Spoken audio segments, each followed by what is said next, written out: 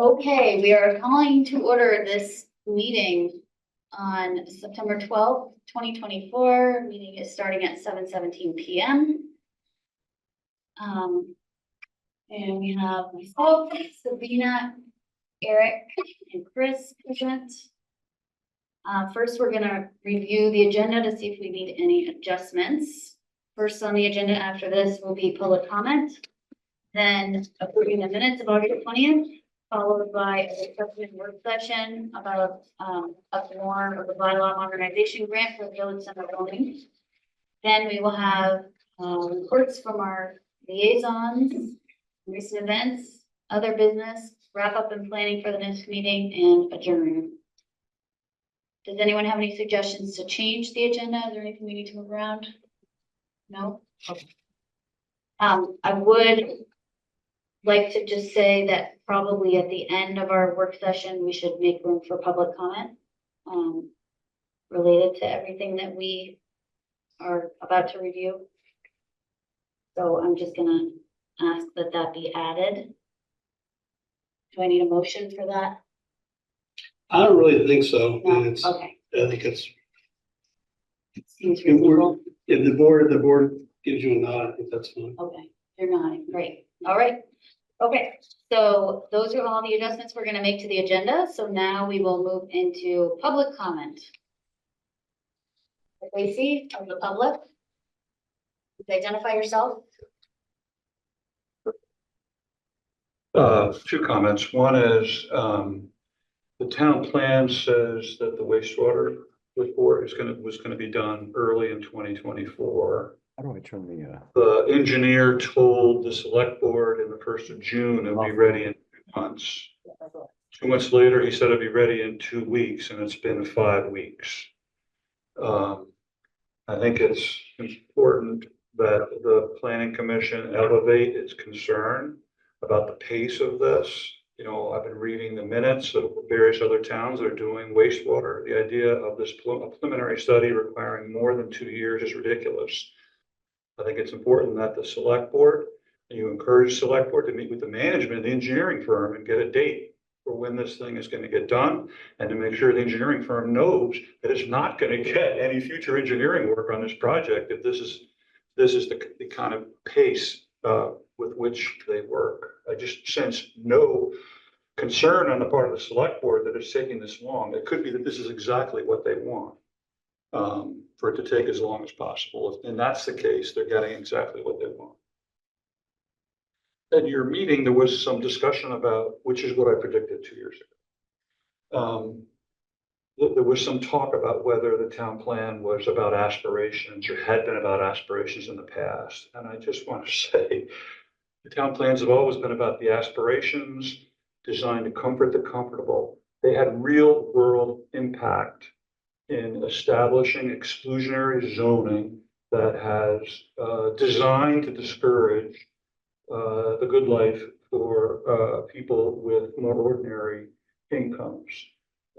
Basically, the whole design was we're going to restrict middle and lower income people. We're going to get what we want up front, and we're going to promise some comfort later on with various infrastructure projects. And eventually the town learned it didn't actually have to do them in order to have exclusionary zoning. So the idea that they were kind of lofty and aspirational is simply unfair. They were implemented in the zoning regulations and have had a deleterious effect on the town. And you can see it just in one statistic. Right now, the median age in Jericho is 30% higher than the median age in Bolton. That's the impact of the aspirations expressed in the town plan. The median age in Jericho is 47 years old. The median age in Bolton is 36. What's the difference? It's what was implemented based on the aspirations in our town plan with the exclusionary zoning. Is there like age discrimination? You can call what you want. It's income, certainly income discrimination. Also, I plea again, I feel like your various drafts on the zoning zoning are not privileged documents. The public should have access to them. And I believe that some of us could be helpful if they were released beyond the planning commission.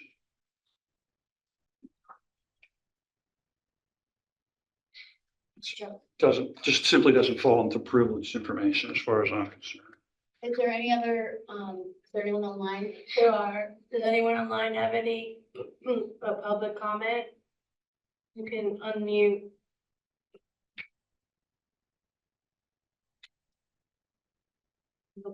Okay. Okay, next up on the agenda is to approve the minutes of August 20th. And I get a motion to approve. Motion to approve. Does anyone have any changes or any clarifications on the minutes? No, okay.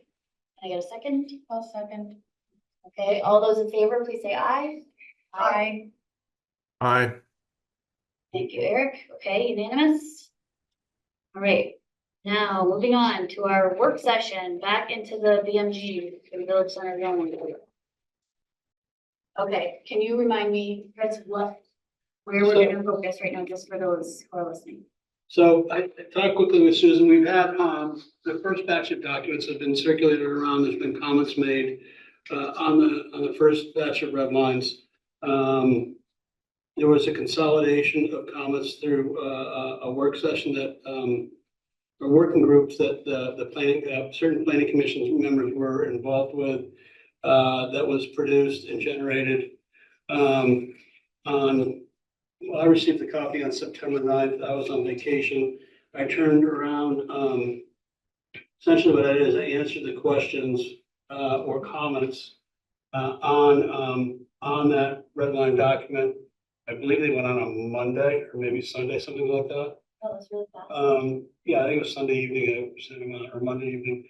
And so the idea was to potentially, take up that document, put it online, share it, and then, go through that document, because that seemed to be the areas of the red lines that had areas of concern, questions, or contention, or whatever we want to call it.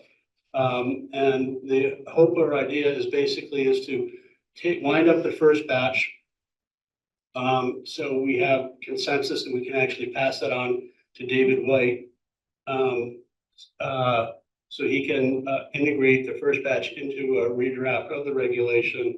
He's going to be making a presentation next Tuesday, the 17th, on the second batch, which was released last week as well, for your review. And essentially the intent is, after his presentation on the 17th, is that we will begin work on the second batch with the hopes of getting that sort of taken care of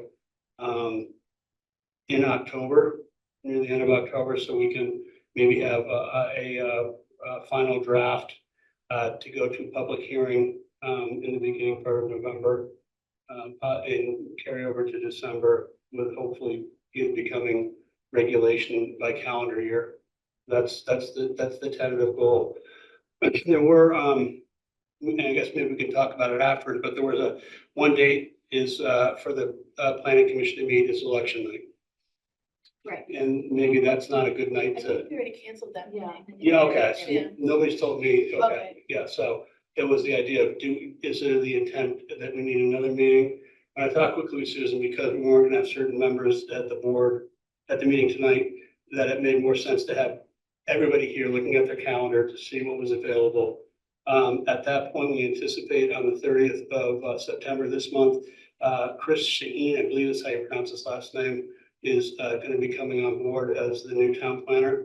The intention is for me to sort of stick around to help a little bit with the integration, just because he won't be up to speed on statutes, regulations, people, Yeah. history. And the hope and idea is basically when we get at least to the second public hearing, and or maybe I help him carry it through, but he's going to start running things, I would assume in November, hopefully, or we'll just transition wherever he's comfortable with. He's very capable, and what's done in DC is not a whole lot different than what we're trying to do here. So it's all regulations. So what I was thinking, would propose is to pull up the document that we have the comments from the planning commission work group, And then I responded to, we can go through them and look and just, if there aren't any comments, none of the planning commissioners emailed me back and sort of said, well, I have a question about this, or I disagree with this or that. There was actually, I should correct that. Wendy did ask with regards to homeowners association, a question that she had. But the other things she seemed more in support of. And when we get to that section with homeowners association, I can tell you what I think. And what may be opportunities and or pitfalls. Yeah. And we can go from there. But I think that may be the best use of our time. Yeah, I think that's great. Okay, You should be able to share, no problem. yeah, so So while you're opening that, I just wanna, read some of this recap that's in this bylaw modernization grant summary of comments and questions, which I find very helpful. So, just to let everyone know where we're at. So on July 27th, the PC received the first batch of zoning amendments, the drafted red line document. On August 6th, David and Linda presented the draft to the planning commission. Then the PC started work to respond to the draft with comments and questions. On August 8th, Chris Flynn then took over as the interim town planner. And through that time, individual PC members submitted written comments to Chris to compile and prep for the August 20th meeting. On August 20th, the PC discussed the draft and the meeting focused on driving consensus on high-level changes proposed by David. So we didn't get into the red line detail very much. And then on the 3rd, the PC meeting was canceled. And then on September 3rd, 6th, and 9th, small groups met to, in lieu of the canceled meeting, to review various emails that were submitted and documents and comments and clarify certain points. And then Susan and Wendy combined all of them into a working document. So we wanted to stay on track with the process and meet the goal of having something by the end of the year. So it seemed important to keep working, and we work well also in smaller groups. So now we're just going to review all of the compiled comments and questions that the different contributions throughout the time, basically since August 6th, have generated. And then this is the first batch number 2 has just been sent to us. I haven't had time to review it. And then that's going to be presented to the PC next Tuesday on the 17th. And then we'll do the same thing over again with the second half of the zoning. All clear? Okay. So the highlighted parts that you can see up above, basically, those were areas that the working group, and whether that was strictly Wendy and Susan, basically said here are areas that, we want some additional definition to. Right. And whether that was through David or discussion. And what I ended up doing basically was I added comments or answers or what I felt dealt with the issue in red throughout. And so I don't know if your desire is for me to talk about those, I'm happy to. If we want to read them, I can blow it up more. I guess it's really kind of what you think would be the best course of action for you. I mean, as an example, the first one, talks about in the expiration for zoning permits. Zoning permits currently do expire. They have a year. And so, we were looking at or talking about was basically if that wanted to change, that's fine to allow people. There is the possibility that basically applicants can ask for an extension, but if you're in the 11th month and you haven't started your project, are you going to remember to come see me? Maybe not. Is the idea that making it 24 months would make it easier for people to get projects going? Yeah. I mean, so, we had an instance where interest was at 2%, and then things changed. And so that impacted, quite a bit of projects. I mean, from a zoning standpoint, we're seeing a pickup. in zoning applications, but we're still dealing with, smaller things. So why do you think it doesn't make sense? Well, what is it? Basically commencement of construction. So if you want to put a garage on, right? Your commencement of construction is you laid the foundation. That's commencement of construction, so the permit's valid. You're carrying forward. Stick a shovel in the ground. Well, I guess we could have that discussion, you know, with the zoning person, if you want to, but commencement of construction, you know, is essentially that thing, the idea is you want the zoning permit to have an expiration tied it to, amount of completion. So you could end up framing a house, right? And it could sit Hmm, and sit and sit and sit. like the garage on Skunk Hollow, and then a tree fell on it, Okay. sat there for like 3 years. And so basically, if they want to go back, then they need to get a new permit. So it's you know, it's more sort of, because we have the commencement of construction, you know, if you want the zoning permit to sunset, what's the kicker to make it sunset? But this 10.2.3 doesn't talk about it, completion of the project. It just talks about when you stick a shovel in the ground. Right. So why do you think it would not be a good idea to go to 24 months? I think it'd be fine, but yeah, I think what you want to do is you want to tie it to basically Right. substantial completion. Right, a definition of substantial Yeah. completion, which So right now. basically, instead of saying effective date, basically, you know, the effective date, which ties to, you know, that ties to substantial completion of the unit. So that would be, you know, the thought. And substantial completion would be determined by who? It'd be a definition, so you'd have a definition, right? So the zoning administrator does the permits. And they would basically sort of say, you know, no, you know, having a shovel in the ground is not substantial completion for your project, you need to come and get a new permit. So, you know, to give you, so, Well, it's easy to picture the start of the project. And it's easy to picture the end of a project if there's a CO that's being issued. mhm. But if there's not a CO that's being issued, who would, What determines that it's, yeah, you um, would have no way of knowing. I mean, it's the done way I have, here. yeah, the way I have of knowing that somebody, complaining or sort of saying, we'd like you to look into this. And that's how that works, that's how that works now. It's like if you get a permit for a pool and you're supposed to have a fence around it, do I hear that you've completed the pool? No. Do I go out and make sure you have a fence around it? No. If somebody says, okay, Chris has got an in-ground pool with no fence around it, can you go check it out? Then I'm obligated because of that notice to go check it out, and then I would contact you and sort of say, your permit says you need to do this, you know, you need to finish it, otherwise you could be in violation, you know, of the permit. So there are some checks and balances, but it's not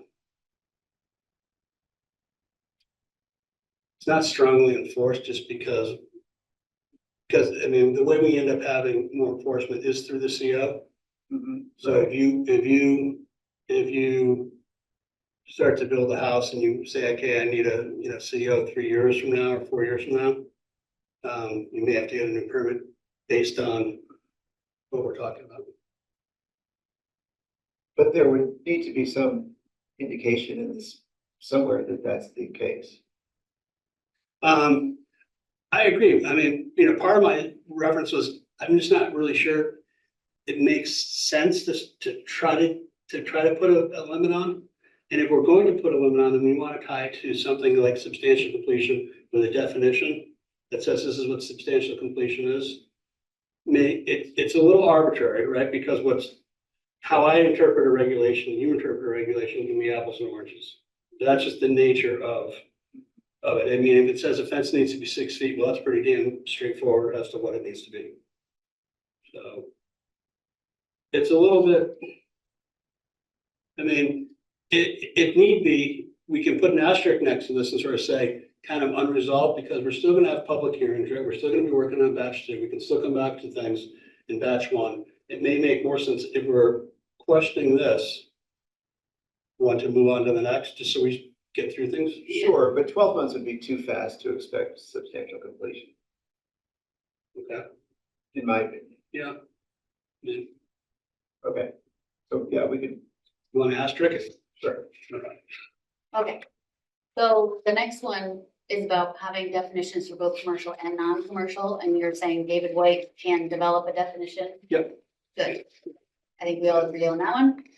And so, I mean, then, yeah, I was gonna say, the comment there, essentially is, if you define commercial, then everything that doesn't meet the definition would be non-commercial, but it Right. makes sense to Right. have both. Yes. So, 10.4 refers to highway superintendent, but the website does not. So you said the title is road foreman. that's what that's. So yes, it would be good for them to all match. Okay. Agreed. The next one is also about COs. Mhm. So let's talk about that. Right. Back, Right. back to that. You have to discussion. scroll down, though, Chris. Oh, I'm sorry. That's okay. Thank you, You're Sabina. welcome. Okay, so add a time limit between issuing a zoning permit and the CO so that applicable zoning permits cannot linger indefinitely. But you're saying the limit's already 1 year, right? Well, if you commence construction, Right, then the zoning permit's valid. right, When you get ready to move into the unit, that's when you apply for the CO. right. So you can have units that get mothballed. And they could sit for an extended period of time. If somebody goes to live in it, then they don't have the CO which they're supposed to have, and that would be a violation. So if somebody project was delayed and they had to apply for a new zoning permit and the zoning regulations had changed, would they be grandfathered in with the original application? So I think what you end up doing there, is if you go on that route, then really what you want to do is that basically a new zoning permit, there would be no new fee. So the fee that they paid is when they vested into the project. And when they vest into the project, they have to meet those regulations. Okay. So if we have regulations today and you give me a check for an application and next week the regulations change because they were adopted, you have investment in the old regulations, not the new regulations. And And if I so- don't start for 2 years and come back for a new Right. one. And it basically, within the definition, it could be something along the lines of you define substantially completion. And within the part of the regulations, you can just sort of say, no new fees are associated for reissuance of zoning permits. That way, from a legal standpoint, it covers it. Right, So, and that's what you want to do. okay. Yep. Okay, 10.7.3.2.4. The subcommittee commented to delete any future subdivision of these parcels or lots must be approved by the DRB. Quote. This text seems, 1, unnecessary, and 2, not true if future subdivision is minor and can be approved by the zoning administrator. And I don't know if I understand your comments correctly. I would recommend all that is added. What does that mean? That you add the text where DRB authority would exist. Where would you add that? Because we want to take out a Well, bunch of stuff. It would be, must be approved by the DRB, comma, where the DRB authority would exist. Yeah. Because it doesn't Right, but- exist everywhere. We don't think it's necessary to have the part at all that says any future subdivision of these parcels or lots must be approved by the DRB. If the zoning permit is expired, right? We're not talking Okay. substantial, we're not talking extensions. The zoning permit's expired, it's no longer valid. Yep. So a new zoning permit needs to be applied for. Right, So, but this is saying any future subdivision, we're on 10.7.3.2.4. okay, I'm sorry, I'm up above No, you. that's okay. Any future subdivision of these parcels. So it's talking about if you subdivide a parcel, Yeah, so, and then if you want to subdivide it further, Yep.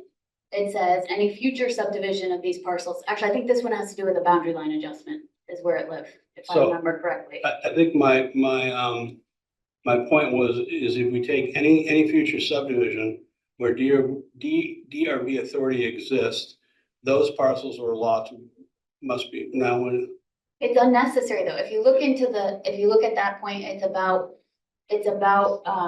sorry, I don't know if you have the whole kit and caboodle. So me see if I can get to it and read it, because this was one of the ones that I was working on. Basically, it's in the, portion that is about boundary line adjustment. Mhm. And it says if there's two, I'll really simplify. If there are two neighbors abutting and they do a boundary line adjustment Mhm. and that goes through and it's approved, then it says any future subdivision, blah, blah, blah, blah, blah. And we read it and we were like, of course it does. It's irrelevant. It doesn't matter. You're still subdividing your parcel. It doesn't matter if 20 years ago you did a boundary line adjustment with your neighbor. That's irrelevant. You're still doing a subdivision. So why is that even in there? So we think it just needs to go away. And that's, 10.7.3.2.4. okay, you want to go away?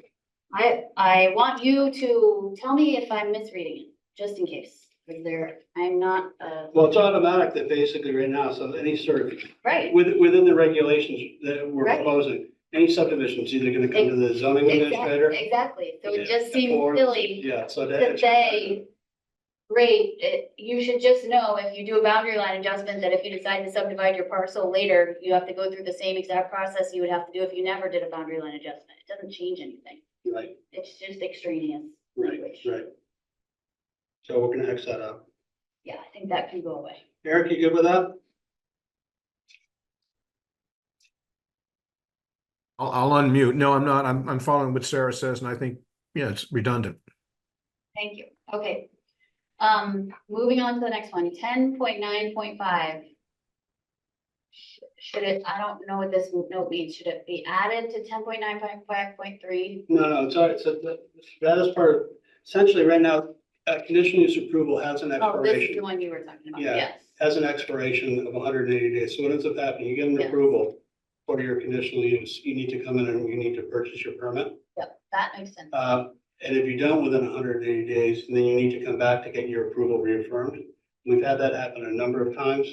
We had instances, where if we look at, say, the Tetro project, they got, conditional use approval with regards to the mill building.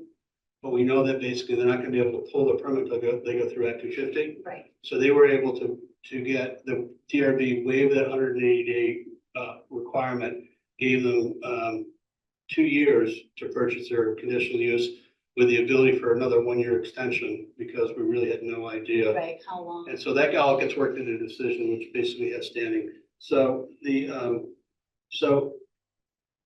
COs are only given right now for, new residences, or if you do an ADU, or you add a bedroom. But if you put on a game room, family room, no CO is issued. If you do a shed, no CO is issued, things along those lines. And so because of that, I really think that in that area, no change that proposed to the red line needs to happen. I would agree with you. Anybody else agree or disagree? Have a strong feeling one way or the other? I agree. I'm fine with that. Okay. 10.10.2.2. Should up to 4 unit dwellings within a single structure and which does not trigger an overlay be exempt on site plan review. Provided definition of 4 units within single structure is clear definition. Chris F. recommends site plan review should apply. However, site plan review is not required for single family house or duplex. How are 4 units within one structure substantially different than a duplex? The goal is to encourage diverse housing types. So what ends up happening right now with single family homes and stuff, site plan criteria usually deals with circulation, parking, lighting, landscaping, things along those lines. So within single family, so if you go to propose a duplex, I make sure that you end up having parking for four cars. And so that's part of the site plan criteria. So currently, right now, it does receive site plan criteria for single family and duplexes. So to exempt it for, I mean, you can exempt it for everything, but then you're gonna end up with, areas where there isn't the allowed parking. So your comment here says make them a permitted use, but they should still get a site plan review. Yeah. So it's treated the same as a single family house. Yes, so if you want, I mean, if the real intent here is that you want fourplexes to be able to be built anywhere in town, That's the goal. then just make them a permitted use. Okay. Okay. So In when every we get, district. so just to make sure I'm following through to the next step, so when we get the table of uses. Right. this is where it has to be. Right. Don't change the language in 10.10.2.2. Right. Thank you. Make sure I connect all my dots. But I would be in favor of eliminating the parking requirement. I also would be, but I feel like that's a different, That's a different. it lives in a different space, which in the next batch of, We also have some of that, incorporated, in certain districts, right, where parking isn't required. right, And there's also another section, section 11, which deals with parking, which deals with areas outside the character-based zone or things along those lines, which if the desire is to amend them or change that number, that's an easy, instead of being one space per 2 units, it's one space per one living unit or whatever you want to call it. could you make a note of that suggestion that we review the parking as it relates to this Yep. conversation? Because again, I think the goal is to allow it Yep. in all ways, but we want to make sure we change the regulation in the way that Mhm. will allow it. And if this isn't Mhm. right, we have to do it in the right order. Mhm. Okay. 10.10.2.3. Shouldn't any application that triggers an overlay require conditional use review? Because applications which trigger overlays for wells, water, NRO, et cetera, should require conditional use and not be exempt from a site plan. And your response was, there are existing triggers that do not require, say, a permitted lot in an application for a single family that fall within an overlay, and they are required to go to the DRB. Some are not, depending on the impact of the overlay. If you want all overlay impacts to fall within the DRB authority, then stating that and making it a condition of approval is fine. Yeah, and so what ends up happening there, it's like you can locate septic in the river overlay. That's allowed in the regulations now. So if you're concerned about that, and you don't want that to happen, or you want to review, like right now, if you can get a state wastewater permit, and I'll look at the site plan where it's proposed, if it's in the river overlay, the current regulations say that that's an allowed use in the river overlay. If you want to put a building in the river overlay, then that kicks in a whole different type of review. Sometimes driveways being in the river overlay are also allowed for access. So that's the overlay. You're not doing stream crossings and things like that. Great. So depending on what you want for the overlay, you end up having certain overlays where you end up having like the high forest elevation block. You want to put a residence in there, that automatically kicks that into a conditional use review. So there are checks and balances that are in the existing regulations, which take the impacts of the overlay and make determinations as to the nature type of review. So Where would we find a decision-making tree that diagrams that, what you just described? what's in the regulations? So basically, the regulation Right. basically states, well, it's in section. Is it clear so that we can agree or disagree with it or decide if it needs to be updated? Or do you feel comfortable with it the way it is my question? I guess I don't know that I understood your question. I was gonna say it again. So this specific comment, 10.10.2.3, came about because Wendy brought up that our applications that go into overlay areas being reviewed with enough diligence, are those triggering not just in the changes that we're making? Will they trigger more than an administrative review? And do we want them to, and on what basis? And then Chris is saying the triggers, the checks and balances already exist and they're in the zoning regulations. And my question was, where can we see that in a simplified format so that we can decide if that's sufficient? You really got to read the overlay district, and because there's a number of overlays, whether it's the wellhead overlay, I mean, Right. and So- all those have specific areas where basically it says, Right. here's what kicks. Is there something that's drawn out that's sort of a diagram thing that tells people that how to do that? No, I mean, that's sort of the job of the zoning administrator. Okay, I'm thinking more of someone who's a developer or a person who owns a lot and they want to build something else, is how, without sitting with you for 3 hours and wasting your 3 hours, can they get a simplified understanding of, Yeah, we usually get it done in about 15 minutes. okay, Yeah, I mean, that's, Good, because you can look at, I mean, because we do have, on the map viewer, yeah. on the map viewer, you can actually look at the lot and you can pull up the layers and those layers start to tell you. So there could be areas that basically say, okay, you're in the river overlay, but the river overlay and where your finished floor elevation is, could be 25 feet elevation change. So what ends up happening there is that to deal with that, you go with what's called a MoMA, it's a map adjustment. Yep. And so basically what that means is you get an engineer surveyor that says, here's this level, here's my finished basement level. They send it to FEMA basically adjusts the map that allows us, so there's So checks so and it's case by balances. case and you review that with them before it would go to a DRB anyway. Yeah, Okay, yeah. so my question to you, as a person who I consider to be one of the stewards of the NRO, are you comfortable with that process? Or Where do you want everything to go to the The- DRB? the spirit of this comment was around safeguarding the NRO and making sure that it's being correctly followed, while we also encourage more growth and permit more uses in different spaces and streamline the approval process. So we don't want to throw the baby out with the bathwater. Right, right. I mean, well, right now what happens is if Chris determines that an overlay is activated, Right. one of those being the NRO, then he sends Tom, the chair Right. of the Conservation Commission, an email that says, you know, this is an application that's before us, it impacts the NRO, blah, blah, blah, look at it, and then the Right. Conservation Commission. So I don't know that any other entity Right. is in place that looks at other overlays. I think there are people on the Conservation Commission who would be interested in reviewing the river overlay. I think particularly since we had that one episode, where the septic did get impacted by the changing river, right? And I don't think that's anything that people want to repeat.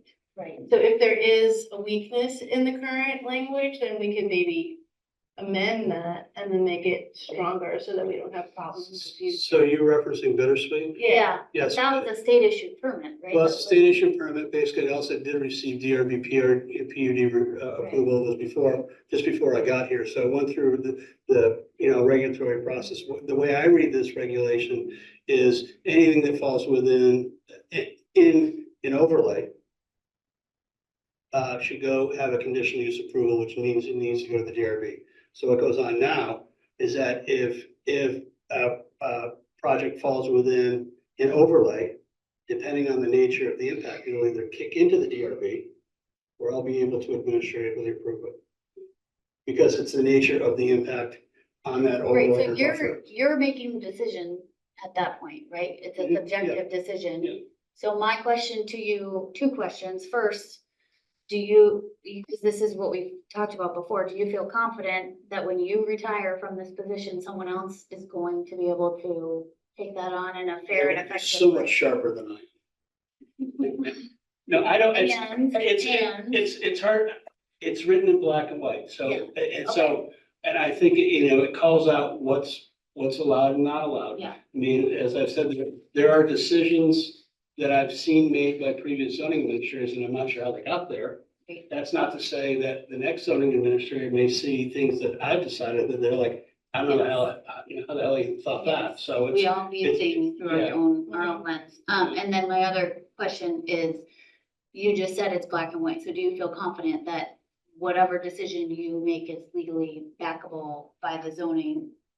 And if someone disagreed with you and they tried to sue the town, that they wouldn't, Right, so what ends up, in that instance, it hasn't happened, but I mean, what you can do is if you and I are having a discussion, I'm like, well, saying, well, no, it's you've got to do this, and you're like, well, I disagree. I'm like, okay, well, you read it, right, and you tell me why you don't have to. or have your lawyer read it. before You you- tell me you don't have to, and if need be, then, and it's happened a few times where I've written a determination that they can appeal to the DRB, and then we have that discussion. It hasn't been on overlay, it's been on other things, but there is a process that's afforded to property owners or applicants if they disagree with me. And I mean, I've told them that I don't really care. If you decide you disagree with it, that's fine. I mean, part of my job is even to help you make sure your application on the appeal makes Right. sense. Right. You know, so the DRB, but I'm gonna argue this way, and you need to argue this way. And the DRB will decide. There have been a few instances where we've done that, where the DRB has decided to overturn my determination. And so, I mean, so the process does work. Right. So do you feel like the current regulations are protecting the overlays adequately? And that we don't need to change the language on 10.10.2.3. I really don't think you do. Okay. I mean, That's what I think I'm hearing. if you're really concerned about that, and then I think you dive in, you know, whether it's your next round is look at the overlays. Yeah. And look at them specifically, because you've got a good set of eyes with regards to the Conservation Commission.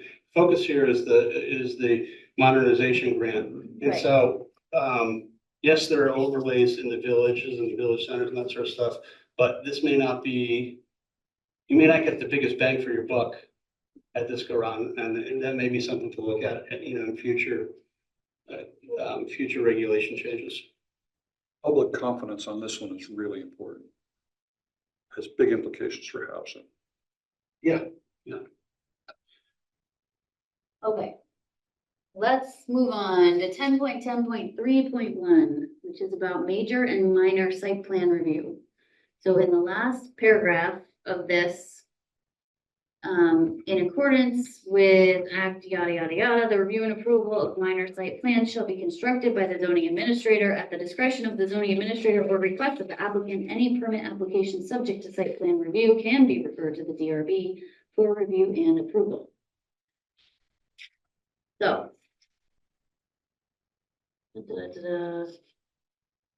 is awkward text, and can we rephrase it, was the question. Oh, I think you jumped one Wait. now. Oh, Yeah, no, you're right, I focused jumped on square it, feet. sorry, because I can't read that up there, so I'm reading out my phone. You want this? one? Oh, gross square feet, no, because I have this, and I'll be, okay. Thank you, though, I appreciate it. Well, here's this copy, so that it's not marked up.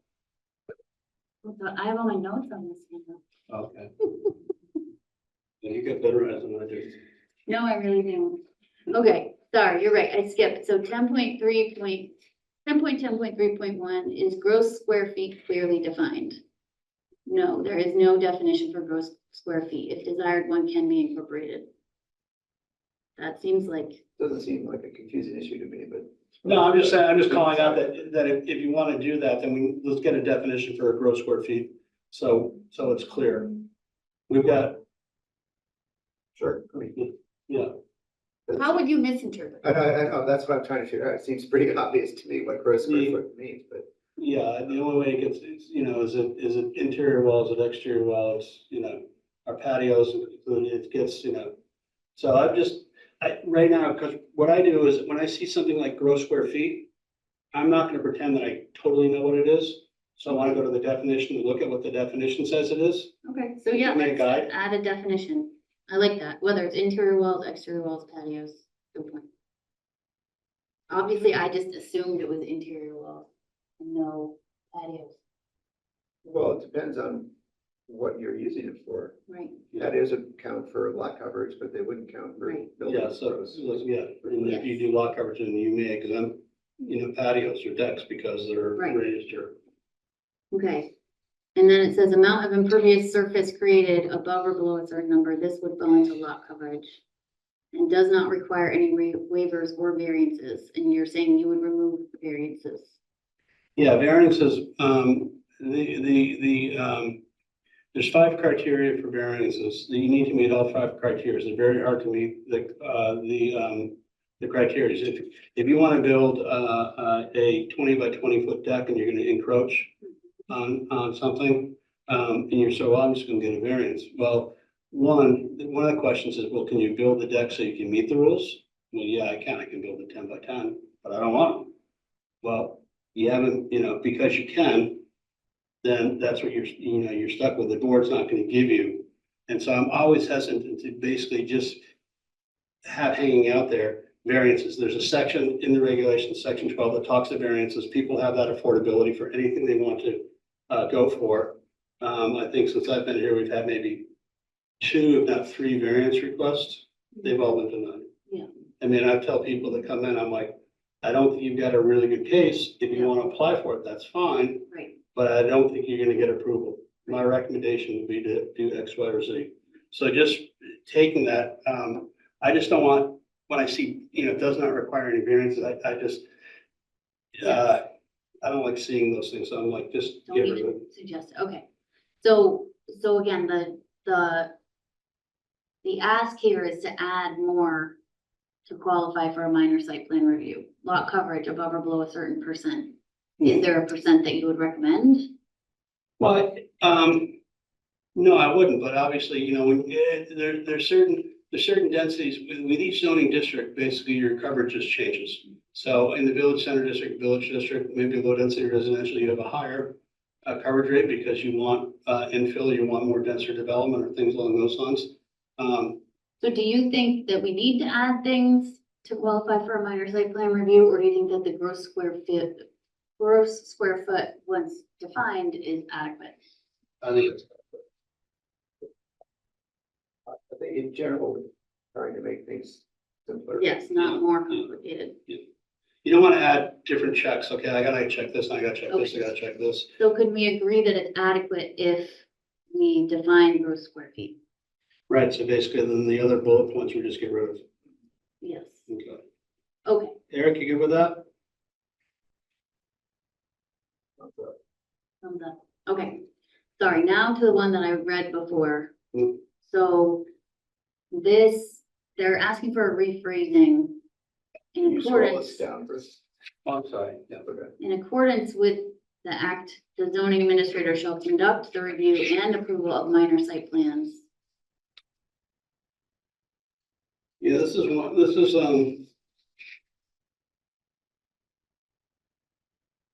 This is to be wordsmith, keep it clear and simple. So yeah, I think a suggestion to change the language is all that's being asked, because it is a Right. little hard to understand. my point is reading what's proposed in the red line, I feel is adequate and it's easy to Yeah. follow, Um, as opposed to being wordsmith like, because we really don't have we have site plan, right? We don't have minor site plan. So if we're gonna have minor site plan, then we need to define what a minor site plan is. You want to get rid of minor, when it's, to me, what's being asked here is it's being overthought. Right, because there is no minor or major site plan, there's either. No, site plan. Right. Right, so I just don't, I think with what is proposed in the red line, that David proposed, my comment would be just to leave it alone, that I don't think it really needs to be changed. And I can read it to you if you like. well, it does say minor site plan. Yeah, I would get rid of approval of just site plans. Well, but David's whole presentation that he gave does differentiate between minor and And you need major to have basically create, site plan reviews. yeah, as a use, you need to create, Right. what's gonna fall in the minor site plan. Right, and so this is saying that we should add the word minor Okay. into the next sentence to clarify it, but I mean, I've read it 6 times and it's still, Some of the wordsmithing, and I'll confess, I'm dyslexic, so sometimes when I read things, again, I go backwards, or I've got to read them 4 or 5 Right. times, and sometimes I I go. think the ask is just for David to review this one more time, Okay, and it does not read clearly. so what I am going to do is, if it's okay with everybody, I will talk with David, with my zoning administrator hat on, and just make sure that the verbiage is such that it's basically, it functions. Yes.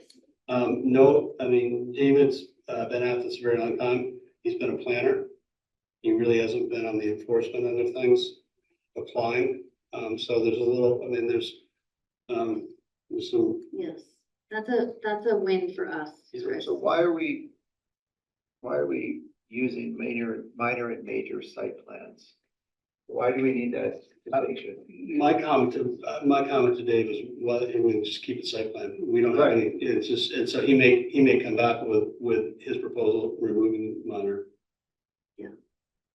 And if we're gonna keep minor, then we need to basically Right. establish Right. what's So this minor, is the what place- are the triggers. Ex- Right, I understand Exactly. that we have minor and major subdivisions. Right. So so ten But that's point, different. 10.3 is all about minor and major site plan review, and it talks about the difference between the two. He added this whole section, Why? because remember his first thing where it had like the little steps going up in the slide and it said, let's start with this. If it does these things, then it stays down here and it's a administrative review only. And then if it goes up here, it becomes a DRB. So what he ends up, I'm sorry, what he ends up doing in the next, so that's 10-10-3-1. Yeah, What he does in 10-10-3-2, he says major site plans are any development subject to site plan review yeah, other than qualifying as a minor. exactly. So my point to him is if we're gonna do that, then we need to make a whole category Yes, of what's minor and what's not. And we have, in Which- batch two, we have a use table and that stuff, and he may have done that. I think he did. And we may not have gotten to that component. So there may be an answer. But regardless, that paragraph is difficult to read. Yeah. And it's not consistent with the definition that he's put within the same paragraph and heading. So I talking think about it could cleaning be improved. that up. As Cleaning long it as up. we're not making this overly complicated. No, again, the changes that he's made, the additions that he's made here are all about parsing them apart so that more things can be approved at the desk instead of going to committee and adding weeks and weeks and months to the approval process. Woody and I worked together in Burlington, years ago. And I've known him, he and I were roommates in college, so. I mean, he knows, I live in Burlington, so when he was proposing stuff, I was complaining to him. That must have been fun. Yeah, stop taking the calls. Unfriend. Okay, the next one, 10.11.1.2.1. The suggestion, I gotta find that,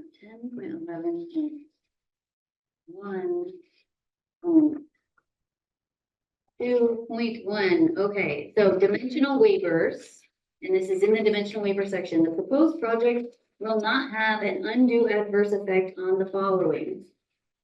And the suggestion is to remove character and aesthetics and replace with concepts of district purpose and uses and functions. So the suggestion is will not have an undue adverse effect on the purpose of the zoning district in which the use is located, the continued function of abutting uses, and the goals, policies, and standards of the current town plan. Yeah, and my comments have been, You're not supportive of changing the red line, which says, as defined in the purpose of the zoning district which Right, uses. but it says the character and aesthetics. We don't want character and aesthetics anywhere in our zoning because it's way too subjective. So we need different language there. I like, So we're proposing something to replace the words character and aesthetics. so what you could do is you can call it, the surrounding environs of the abutting properties. Right, but we want people to have a reference to what this says. The purpose of the zoning district in which the use is located, the continued function of abutting uses, and the goals, policies, and standards of the current town plan. So if you, for example, if you had someone who wanted to put something in there that had a playground and everybody who was there said, but none of the abutting properties have play structures. Yes, but it's consistent with the town plan Right. as it relates to recreation and the uses of the district. Right, so one way to look at it is we have a certain section within the regulations which talk about each district. Yep. And its intent of those districts. Yep. And so, if we tied that to maybe that section of the regulation. So that's what I had Because written. that should follow Yes. the goals of the town plan for those each Should not- of those districts. It just shouldn't say character and aesthetics. aesthetics. So I think we are Yeah. open to what you just said, like my note said, district purpose, use and function. Mhm. It Right. doesn't have to be these words that are suggested, but it needs to not be character and aesthetics. And it needs to be, again, open to being consistent to what surrounds it, but also supportive of growth into what is defined in the character, use and function. And I'm hesitant to have it tied back to the town plan because Use and function of then the you district. gotta look at a whole other document. Right, And as we know that, town plans are goal and aspirational, regulations are more defined or enforceable. So if we're making a determination, I'd rather make a determination on a regulation sure. than a plan. And so I think because we have each zone district has what we want it to be So like. do you want it to say district purpose, use and function? Would that be better than the Yeah. proposed language? Yeah, and then what we can do is we can actually call that section, which is, I think it's section 3 point something. I can get the number. It's 10.11 around dimensional. Yeah, no, that's, but I mean, I'm saying referring back to, Oh, you can cite the section that does the district yeah, that purpose. basically, so if I want to see Got it. what, what the commercial district is, then the commercial district will go back and say to the regulation that this is what we want it to be. Or Good. the village district or whatever Okay. it may be. So we tie it back to that regulation. So basically the regulations work together. Yes. Okay, so I think we agree that character and aesthetics must go. Yep. And something else with a clear It's a reference. small victory. here and there. Okay, Gotta start somewhere. right after that is 10.11.1.2.2. Add to traffic patterns and circulation, including routes for non-motorized uses. And you're saying we need to define non-motorized uses. Right. So later in my comments, they say e-bikes. You gotta see it. And I'm like, okay, well, is an e-bike a motorized? So I'm big in definitions because Yeah, if it's a it's important. definition, then it's what you need to go by. If it's not a definition, then I gotta go to the Webster dictionary. So what would you have it say? Multimodal pathways? I think what's fine is just that if we're gonna include non-motorized uses, then we wanna just have a definition as to what non-motorized use is. Okay, that sounds fine to me. Anybody else? Sabina? I'm good with that. If you minimize your view, then you can get the whole, then you'll clear up your screen, so you can go to the left. Yeah. Now you can scroll up Okay. a little and then. And have Sabina's more. gonna keep an eye on all those people. I can see. Oh, okay. I'm the host, so I can see Yes. who's. She's gonna watch the audience and you can just All right, I'm gonna scroll the hopefully screen. scroll, You can just get deep in the regulations with me. hopefully scroll. Okay. Okay, so sorry. So does anyone disagree with if we add the non-motorized to then add a definition for non-motorized? That's fine. That's fine. Okay. All right, next one, 10.11.1.4.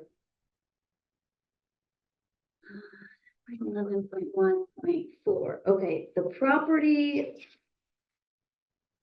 will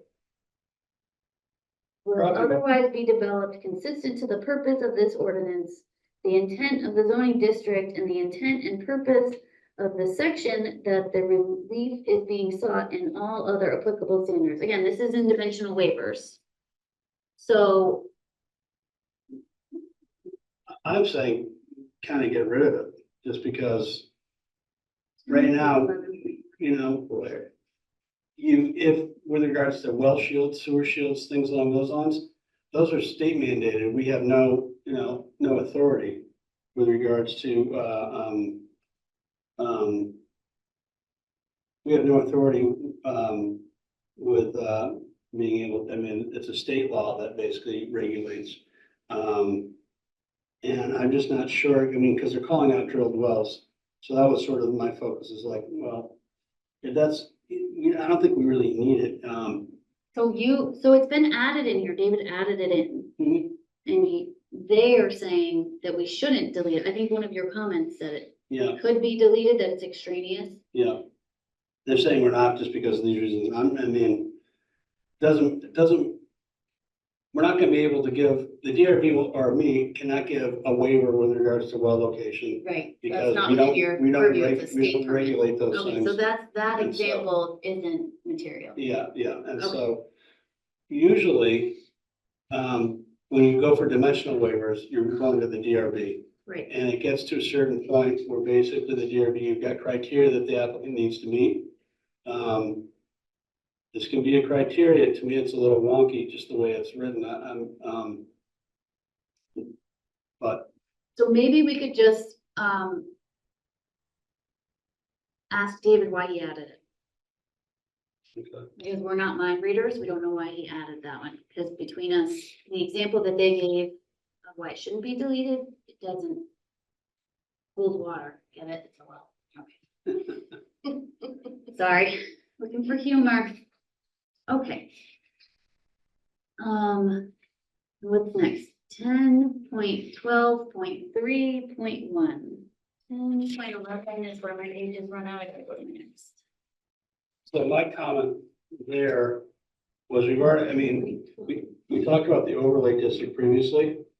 And if you're gonna make a fourplex, we were talking about it previously. And so I don't think it really needs to be, monkeyed around with, Mhm. on the changes. Is my take. Let me see. Okay, so this comment, so just to be clear, this is in the subdivision review section. Yeah. The first part of the section is purpose, the second part is applicability, the third part is minor versus major subdivisions. Yeah. And then this is the first section defining minor subdivisions. Minor subdivisions shall include any subdivision of land or the re-subdivision of a previously subdivided parcel in, I can't read that with the lower draft of, in a period of 120 months that results in the creation of 4 or fewer lots, not including a lot designated as open space within a PUD, and which does not require the construction of any new public or private roads. Minor subdivisions shall also include an amendment to an approved subdivision which does not result in a major subdivision.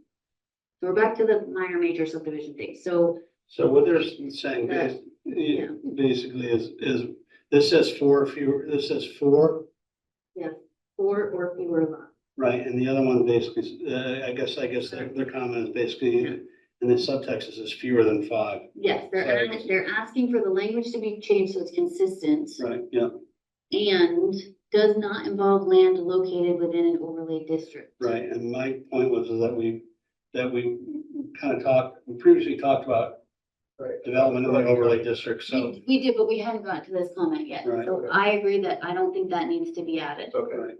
So, But I do think like changing the language so that it says fewer than 5 instead of 4 or fewer.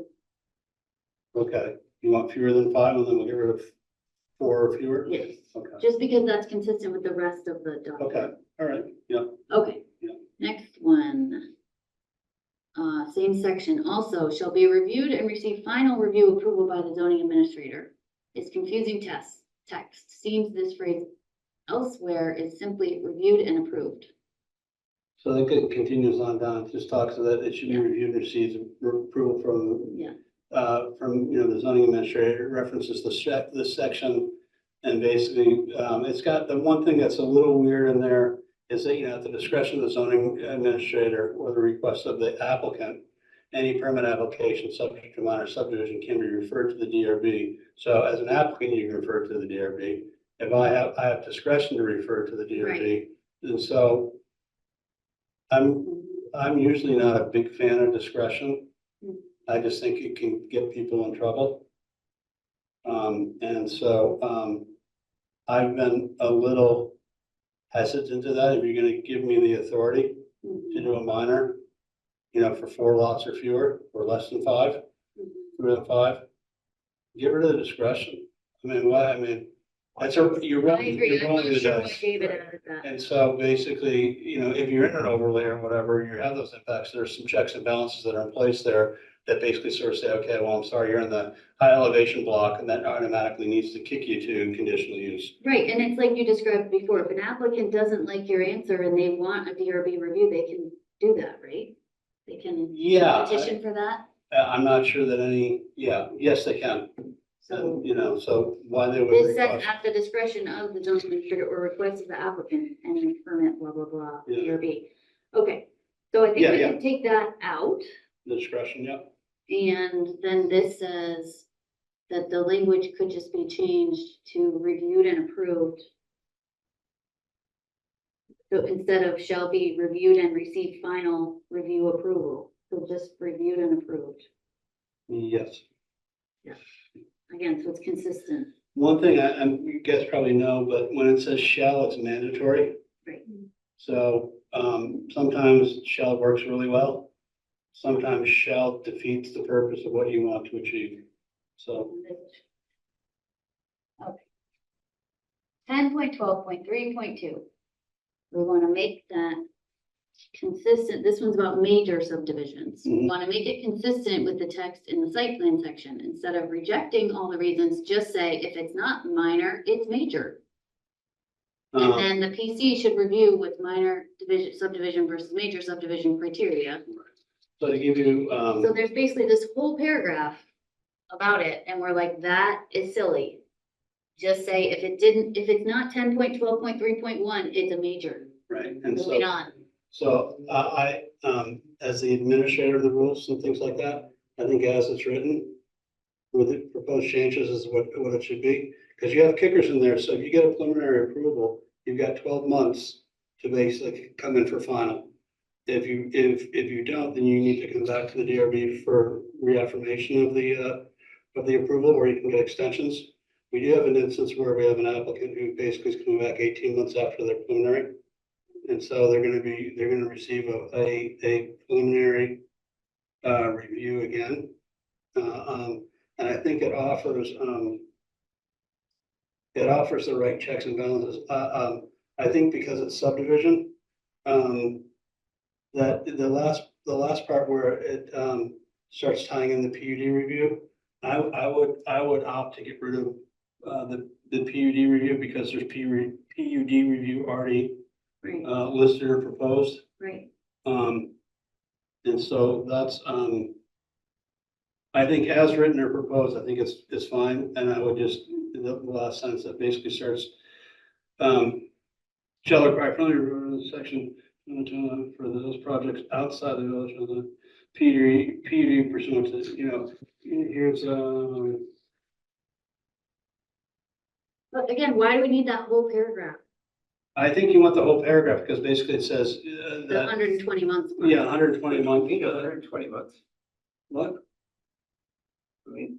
Well, that's different, yeah, this is different. That's if you re-subdivide a parcel already previously subdivided within 120 months.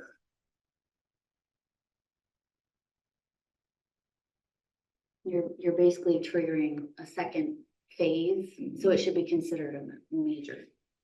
What you end up doing, and that's sort of, if you look at, it follows a state Act 250 rule. So if I had 100 acres and I subdivided, 5 lots, and I created I did a conventional subdivision, I got a 50-acre lot, right? So if I come back within 120 months, Right. say I do 4 lots, right, that's minor, so it's administrative. Now the leftover land come back and I want to do 4 more. Right? Right. So then basically this rule allows you to basically kick it to a DRB review, which, Yeah, okay. because of that, so. Yeah. It's, with Act 250, it's the 10 units in the 5-year rule. Yeah. So it's kind of similar as to how it works. Okay, So I kind of like it the way it is. okay, well, Okay. I think I would say make a note of that. And all of this is, like you told me before, it's gonna go to David, right? And then he's gonna read our Tell Whitey. Yeah. comments and try to make heads or tails of them. Okay. Well, we're just gonna make heads or tails of my writing. Whew. But yeah, okay, back. let's keep charging ahead. What time is it? 8:24. Heavens to Betsy. Okay, the next one is really complicated and ends with David, please respond. So I think we're gonna skip that one. Review. Which one are we on?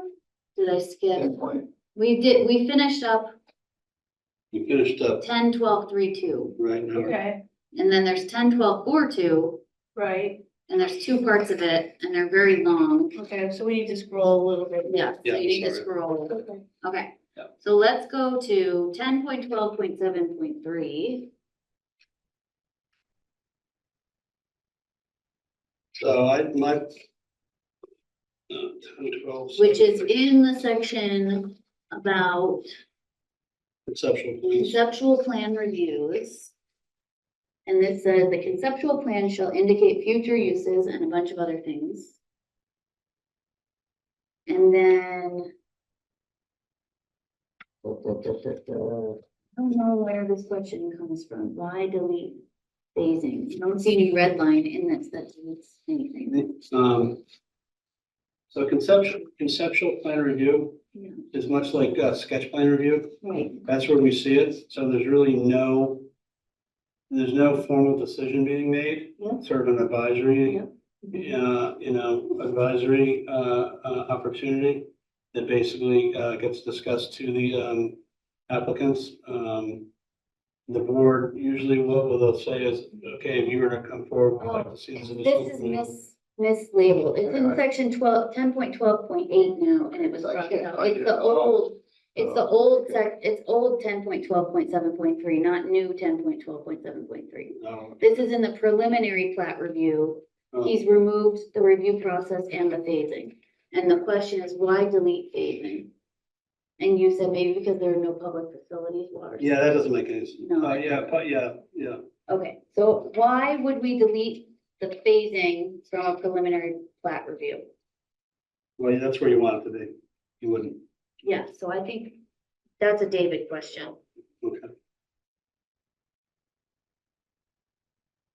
Okay, I mean, and traditionally, we don't get a whole lot of phasing requests. We do have one Right. phasing request that goes back to the comment with regards to having the reaffirmation, so. right. Yeah. Okay, 10.12.7.1, we agree. 10.12.8, the purpose, last sentence, the end of sentence is deleted and it's an incomplete sentence, so that's just a housekeeping issue. 10.12.9.2.2, 10.12.9.2.2, so this is in the review process for final plat review. 10.12.9.2.2, the applicant for a major subdivision shall within 12 months of the date of the preliminary plat approval submit an application for final approval. And then it keeps going from there. We should, by the way, as an aside, Yeah. get rid of the he, she. I'm sorry, I didn't hear what you said, Chris. This is Yeah, it should say they. yeah. That's not the point that we're talking about, but while we're here. Agreed. I'm sorry, I didn't hear So you. Chris's comment is that the gender specific pronouns should Oh. go away and be replaced with a they. There should be no he, she. Okay. All of them throughout the document should just be they. He/she, Okay. we live in the modern era, Right. we can do this, we The, can fix our pronouns. No gender pronouns. I think if you just did a search and replace for all the he dash she's, it would probably not be too arduous.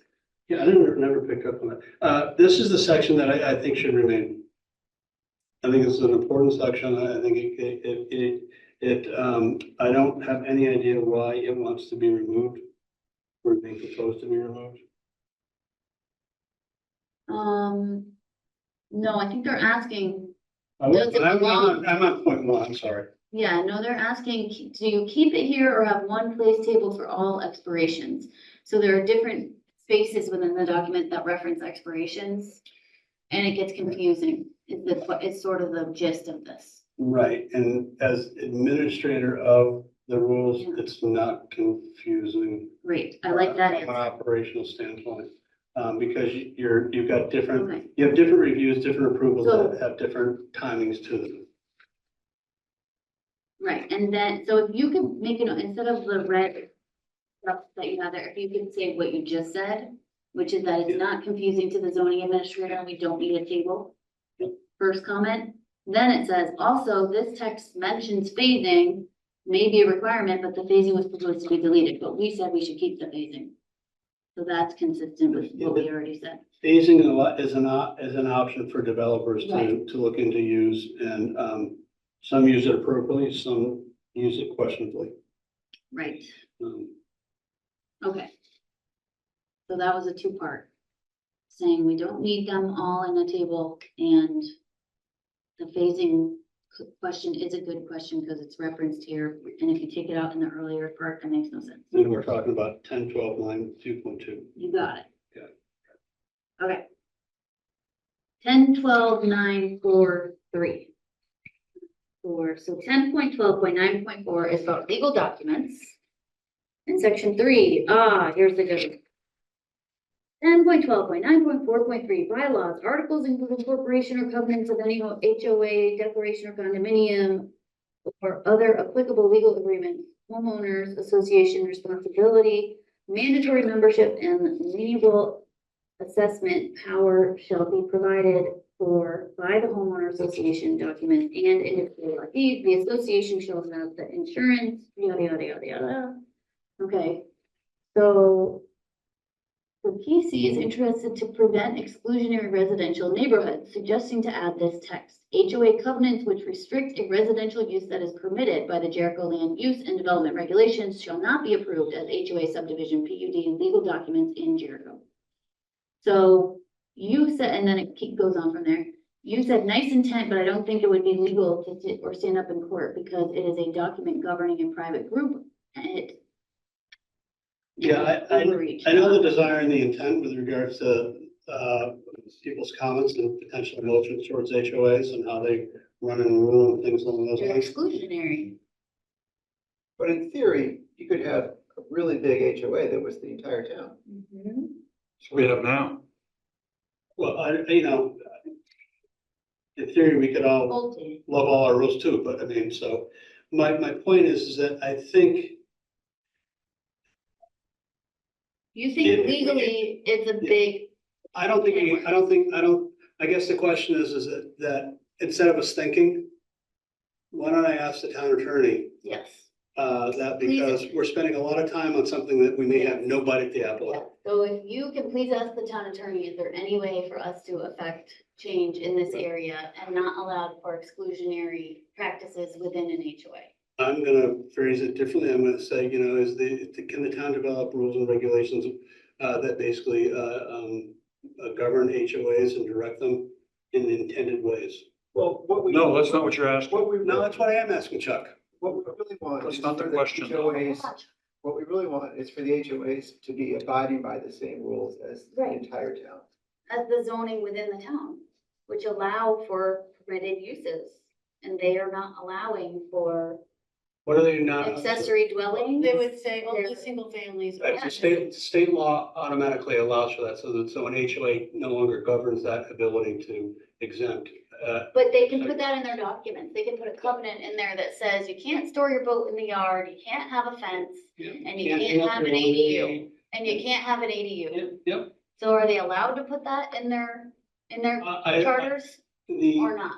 Because I thought the state law says that You can have ADUs. that you can have, that it's a permitted use regardless of the zone, Right, but here it is showing up in all these new things. right. So you're saying we should ask the attorney?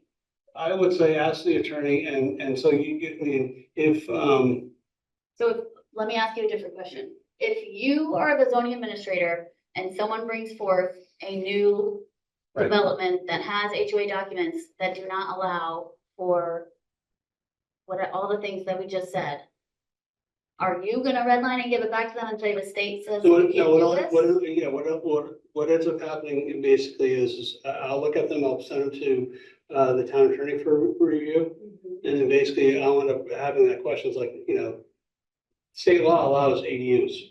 So this in theory should come out and not be allowed. In theory, but. Yeah, so I mean, then the attorney will end up redlining it, right? And she may say, well, it's Is that exempt what for you this do? reason. Is that what you do now? Yes, So if I look at anything that's come through the DRB in the last year, let's say, that has a subdivision that has that language in it, am I gonna find? I don't know. I mean, so I've had two instances where basically it was pointed out and they changed the HOA because of the AUD allowance. But there's nothing in there that basically prohibits them to say, okay, houses need to be built this size or that size or whatever it may be. That's not, yeah, So I mean, so right now we're talking, okay, well, we want to have small houses, we want to have, less expensive houses. There's nothing that prohibits the ADU says every house needs to be 5,000 square feet. I mean, do you want, I mean, that's so against you're sort of our saying intent. legally, we cannot enforce we can't ask them to remove their minimum square footage, but we can tell them that they cannot prohibit ADUs. That I believe that to be the case with regards to the state law. Okay, Chuck, The Stacy. state law says that the town can't prevent ADUs. Right. HOAs are still allowed to prevent them and have in Jericho within the last year. Can you tell me which one? So I The can. one on Orr Road with 7 houses, where it was just a minimum housing size of 2,000, and it forbade anything more than a single family home, along with chickens and all kinds of other things. This is not an attempt to control an HOA or to tell people what they can or can't put in an HOA. What you're doing is you're saying we are withholding consent for conditional use if you have that. But it's And not- that is well founded in federal law. The reason we have a 21-year-old drinking age is because the federal government told the states who regulate drinking age, you're not going to get any highway funds if you keep the drinking age at 18. This is what We're getting off the point. okay, but the issue is not controlling HOAs. Right. The issue is, can we withhold consent and a conditional use? But it's not a conditional use. It could be permanent use, it could be whatever. I mean, Chuck's, and I think what you're saying is that, can we basically not allow the issuance of a zoning permit if they have this condition that Right. prohibits ADUs? Is that kind of what you're saying? No, No, I don't know that we can do that. Right, What I know that we can do is withhold consent. but we can't withhold consent if it's a permitted use. But I don't, yeah, Unless we can legally say in our zoning. Right, that- but when was in my observation is very rarely is there an HOA in a development that's not part of a PUD. Now, you're talking about, the village area, but the biggest, in terms of it, I can't think of any that, and I'm reading them, I'm going through them. I mean, it's really something. I read them all the time. Okay. So you'll ask the attorney to get back to us. right, and that, yes. I mean, the state government, Vermont withholds all kinds of things from the school if the schools don't do what they want. All right, we gotta keep on, keeping on. Okay.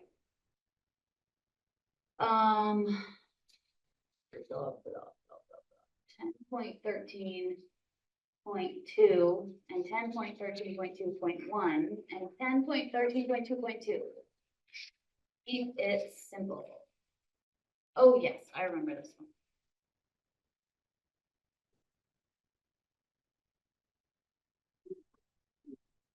Okay, so PUD development review is 10.13.1.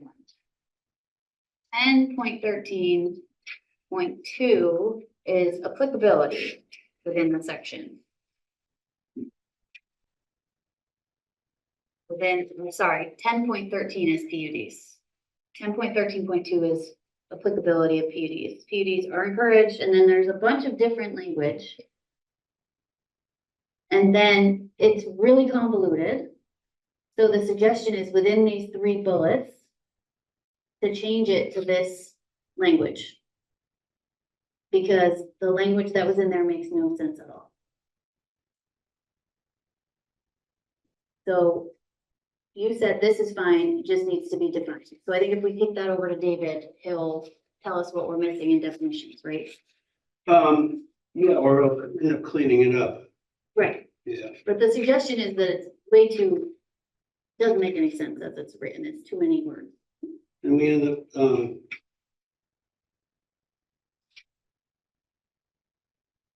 okay, so it's 2, okay, yeah. What I don't like is basically he uses the word, when any of the following circumstances may apply, PUD review Yeah, shall it's be too- required. It doesn't, the way it's written is way too cumbersome and it's. Okay, I'll talk with him on this to get it sort of flowing better. Well, we wrote these bullets, PUDs are required in these districts and name them whenever the following, one of the following, instead of this or, because there's several places in this where he wrote this or, this and or that. It should just say one of the following, Right. because it's too confusing. Well, you don't want, and It's, you give options and it's like, yes, well, what about this? Yes. What about that? if you want, you have to qualify with one of the following, not this and or the other things. Yes, you can have more than one of the following, but you have to have at least one. So it says one or more, okay. Then it says 10.13.2.2. Consider for multiple principal structures on one lot. PUD review not required if all structures are for residential uses and there are no new roads and the density limits are not exceeded. And you're saying this can already occur. Perfect. And you're asking for a shall, yeah, okay, perfect. Okay, 10.13.4. So we're good with that. Yes, we agree. And he needs to rework some of that language. 10.13.4 is designation of open space, that's the section, 10.13.4, and then this is saying, 0.4, the DRB shall determine any approved uses of designated open space, and it goes on from there. This says that we need to create a definition for passive outdoor recreation, for example, include mountain biking or other such, include motorized activities, such as e-bikes.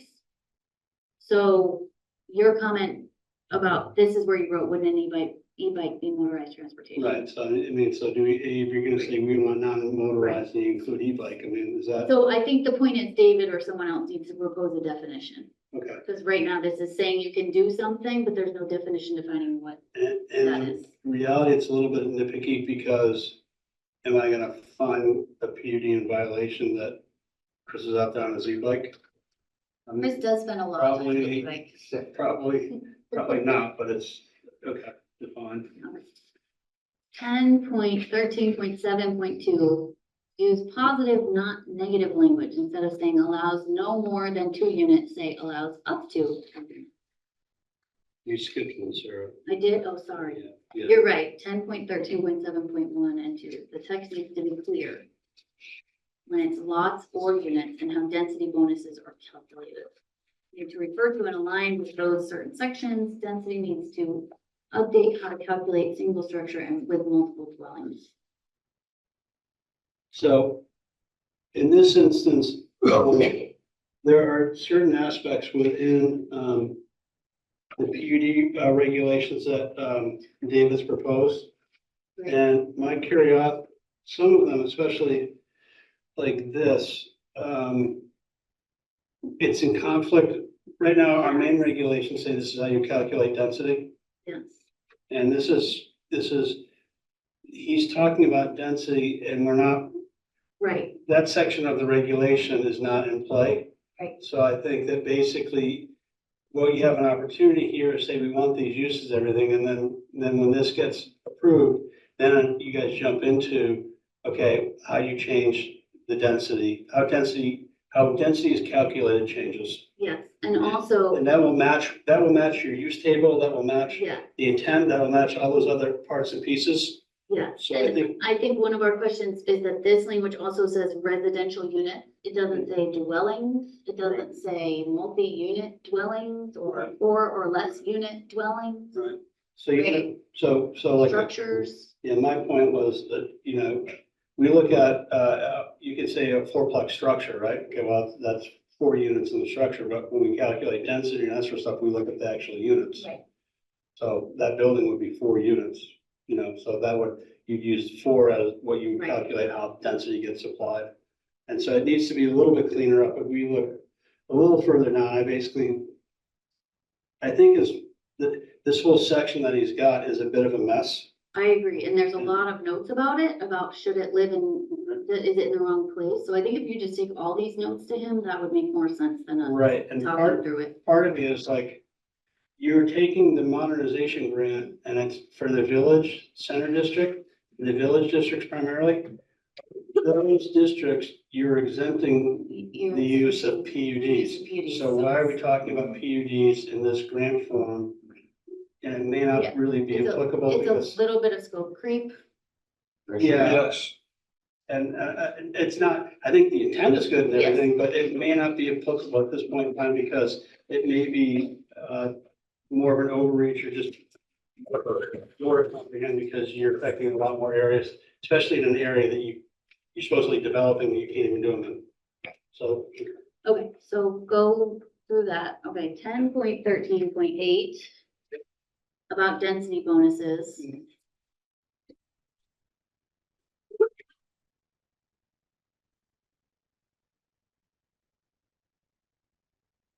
I agree with your comment. It already allows for extra lot. Yeah, so we end up,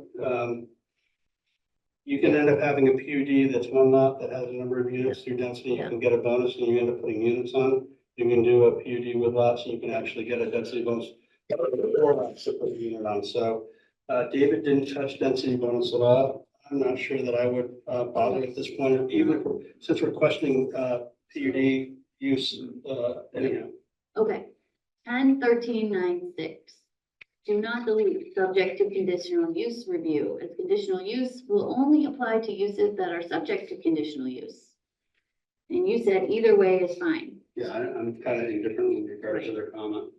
And to me, it's, Either way, if it's a conditional use, it's gonna be triggered. yeah. And you know, he just removes subject to conditional use, he removes that. You're fine either way. Okay. Yeah, I mean, I think it's fine, but I mean, so if you want to put, if I'm gonna have, I have a PUD and an accessory use is gonna be an office where I'm gonna be a welder, I mean, is that adverse? Does that need to go to conditional use? Say follow the table. Okay, Um, then 11.11.1. And then it's just a word change from conservative to restrictive. Just gotta find my new. Yeah. Set of documents. Oh, here we go. 11.11.1. 11.1 is about within the general development standards of section 11. 11.1 is access, public, private roads and driveways. 11.1.1 is conformity with public works specs. The more conservative shall apply, suggested change to the more restrictive shall apply. Agreed. Okay. 11.1.3, public and private roads. The grammar doesn't look right. So you would remove Vermont Green Street Guide if they're in conflict with the public works. Yeah, I have no idea what Vermont, Green Street Guide is. It's like, okay, we're gonna build workforce housing. What the hell is workforce housing? You know, it's these tags that we put on things that sound good, but I don't know what they mean. You know, and we wanna make sure, we're building the public works spec.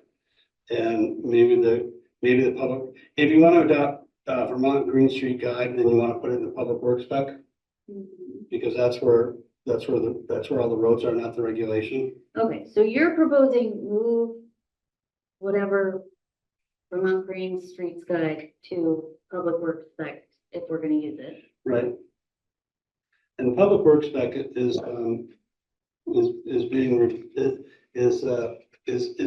sort of its infant stage of. Right, yes, different project. Okay. And then, but their suggestion was in the village center district, all accesses serving 5 or more lots shall be considered roads. In all other districts, all accesses serving 4 or more lots shall be considered roads. I mean, it's, I mean, so what they're doing is if I have five or more, Yeah. so I can build a driveway in the village center Yeah, district. they're just saying it doesn't read clearly. Right. So if David wants to read it and It's the decide, same thing, it's just Yeah. reworded. it's just reworded because it's hard to read. So if he wants to change the language. Oh, 11.2 is about for it. Parking, loading, and circulation. 11.2.2, number of parking spaces required. There should be a rephrasing of a section. Parking spaces for disabled persons and discontinued the use of handicapped, question mark. Does federal or state law cover these details? Edits make spaces seem optional, not required, simply must comply. Other than the sentence stating spaces count toward total, can this whole section be reduced to parking spaces must be designated for disabled persons as required by state and federal law?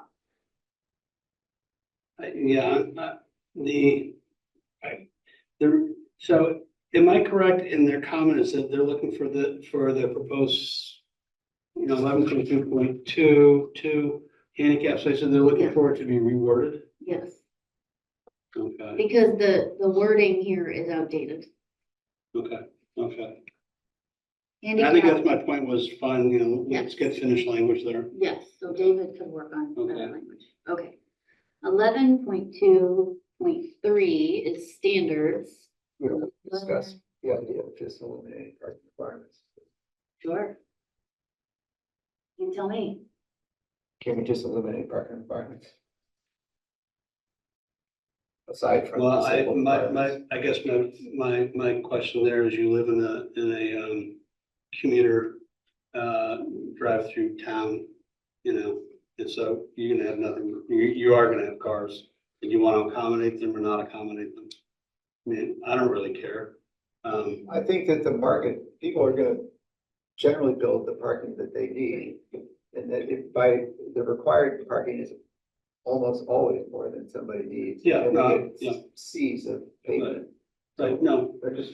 I think let's table that and talk about it as an agenda item, maybe at the Okay. next meeting. so Is basically, can we do away with all parking requirements because you and I are from the school that the developer will develop it with the minimum amount of parking that the developer believes the highest and best use will require, and that the town doesn't need specific guidelines because that's usually too much. so to give you a quick example, we had a proposed project in Riverside as a restaurant.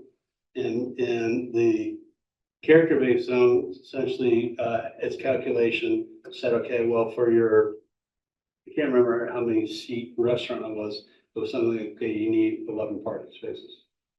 And they may have had 42 seats. So if they were outside that, they would have needed to have like 1.5 spaces per 2 seats or whatever it may be. So like the numeric calculation was in the character-based zone, you had basically like You had a small 1/3. minimum, Yeah, yeah, but like- what we're saying is like, Get rid of it. Get rid of it. just get rid of it. Yeah, Let the developer build what they're gonna build and determine how much parking is needed. that's, I mean, I don't care, I mean, you know, when I go to do things, I'm like, oh, you need 1 space per 100 square feet. Okay, Right. you're 200 square feet, well, you need 2 spaces. Right, so my request is that you put in the agenda of the next meeting that before we jump into Yeah. the new zoning, that we have a short debate that hopefully culminates in a vote So, about whether or not we should eliminate parking requirements from the zoning. okay. So, And I can ask everyone to think deeply about that for homework, and Chris can send something on the internet, an article or something. well, you've got a very good, and so on Tuesday is the next time we're meeting. I will probably be attending, via Zoom. Yeah. I've got an appointment, I have a procedure appointment Wednesday morning.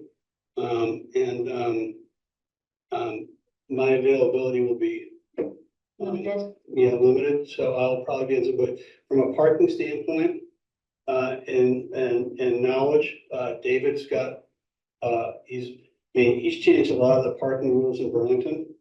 Some of them I think are good, some of them I'm not sure are good, because it's created, creep into neighborhoods.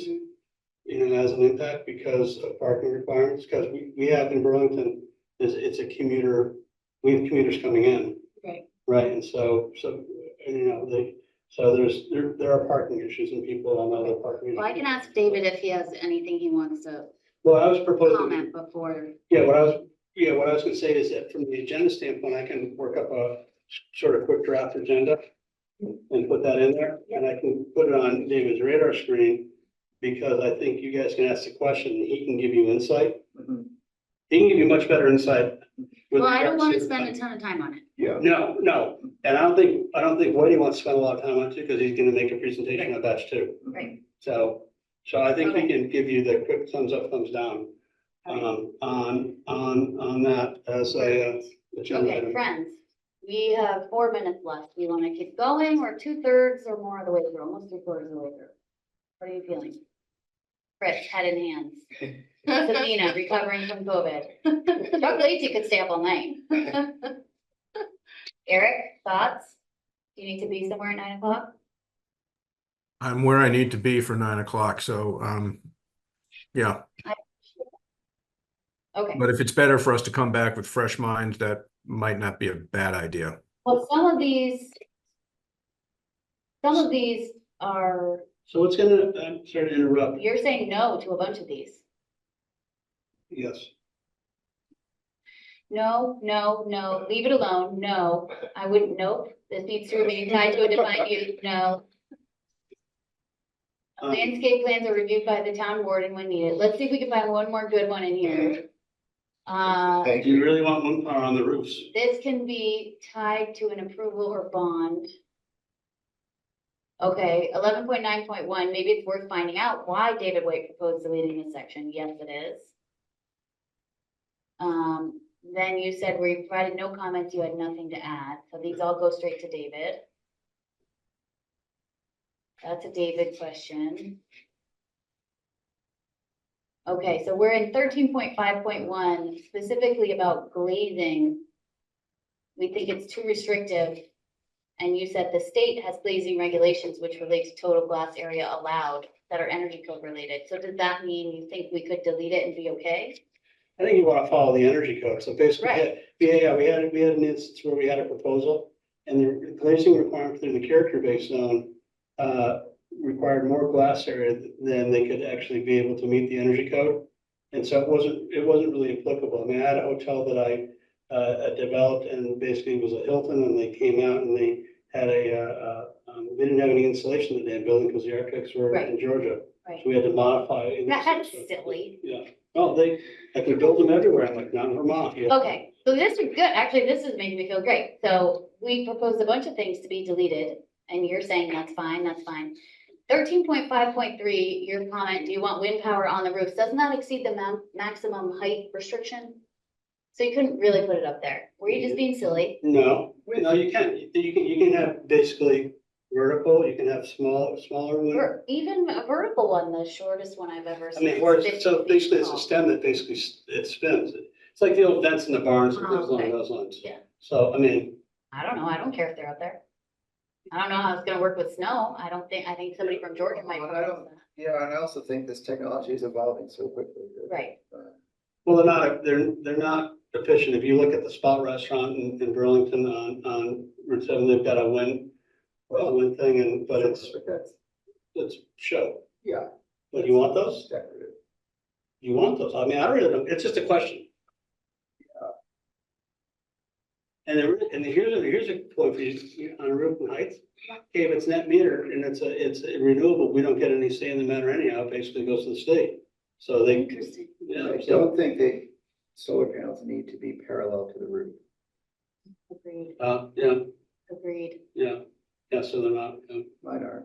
but what if I have a flat roof? So I'm Right. parallel? So they're not parallel, they're No, not Yeah, parallel. they're they not shouldn't be parallel. parallel. Yeah, Yeah. they should be.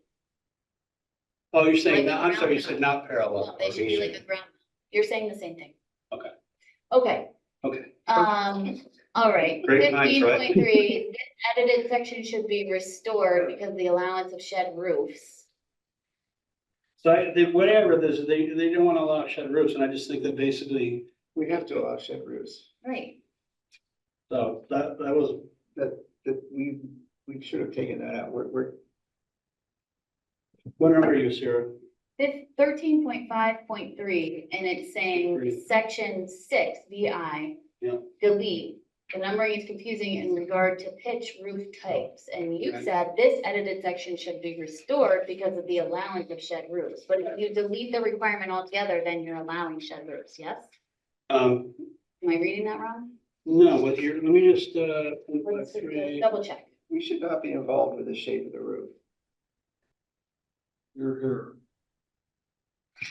yeah, no, I, There should be no mention of the shape of the roof. you know, Period, the end. We don't. yeah, I'm not, I don't, Period. Chris, I don't disagree with you at all.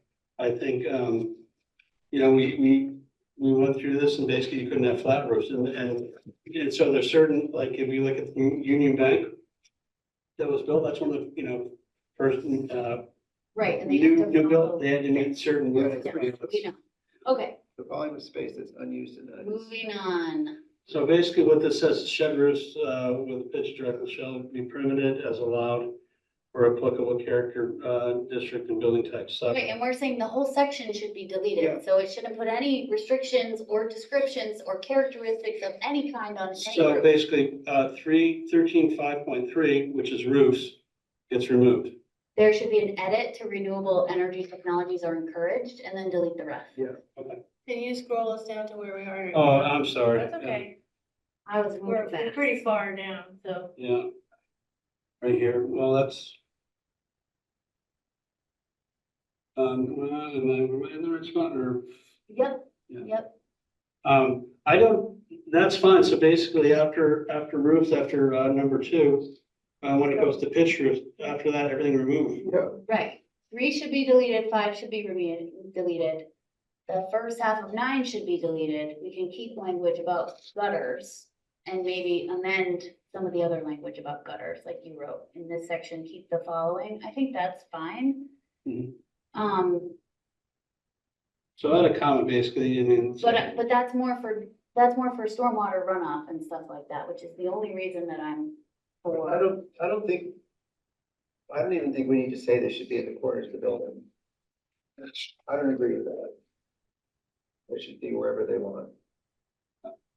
Yeah, I don't have any problem, I mean, with what it was saying was basically saying that gutters and drain pipes shall generally be placed in the corners of the building and visible from front, splash, blocks may be made of concrete brick. I mean, it started getting to be like a lot of things.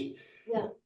A lot of things that you need to make sure, from an enforcement standpoint or a regulatory standpoint, it's like, all right, well, I don't see where you got your concrete block for the Right, splash so guard, you know? we're saying just Get rid of it. take all of it out. Yeah. And just say you shouldn't discharge onto the surface of a public way, Yes. and then move on. Require gutters where the eaves extend over pedestrian walkways and they can't discharge into the public walkway. Okay. Done.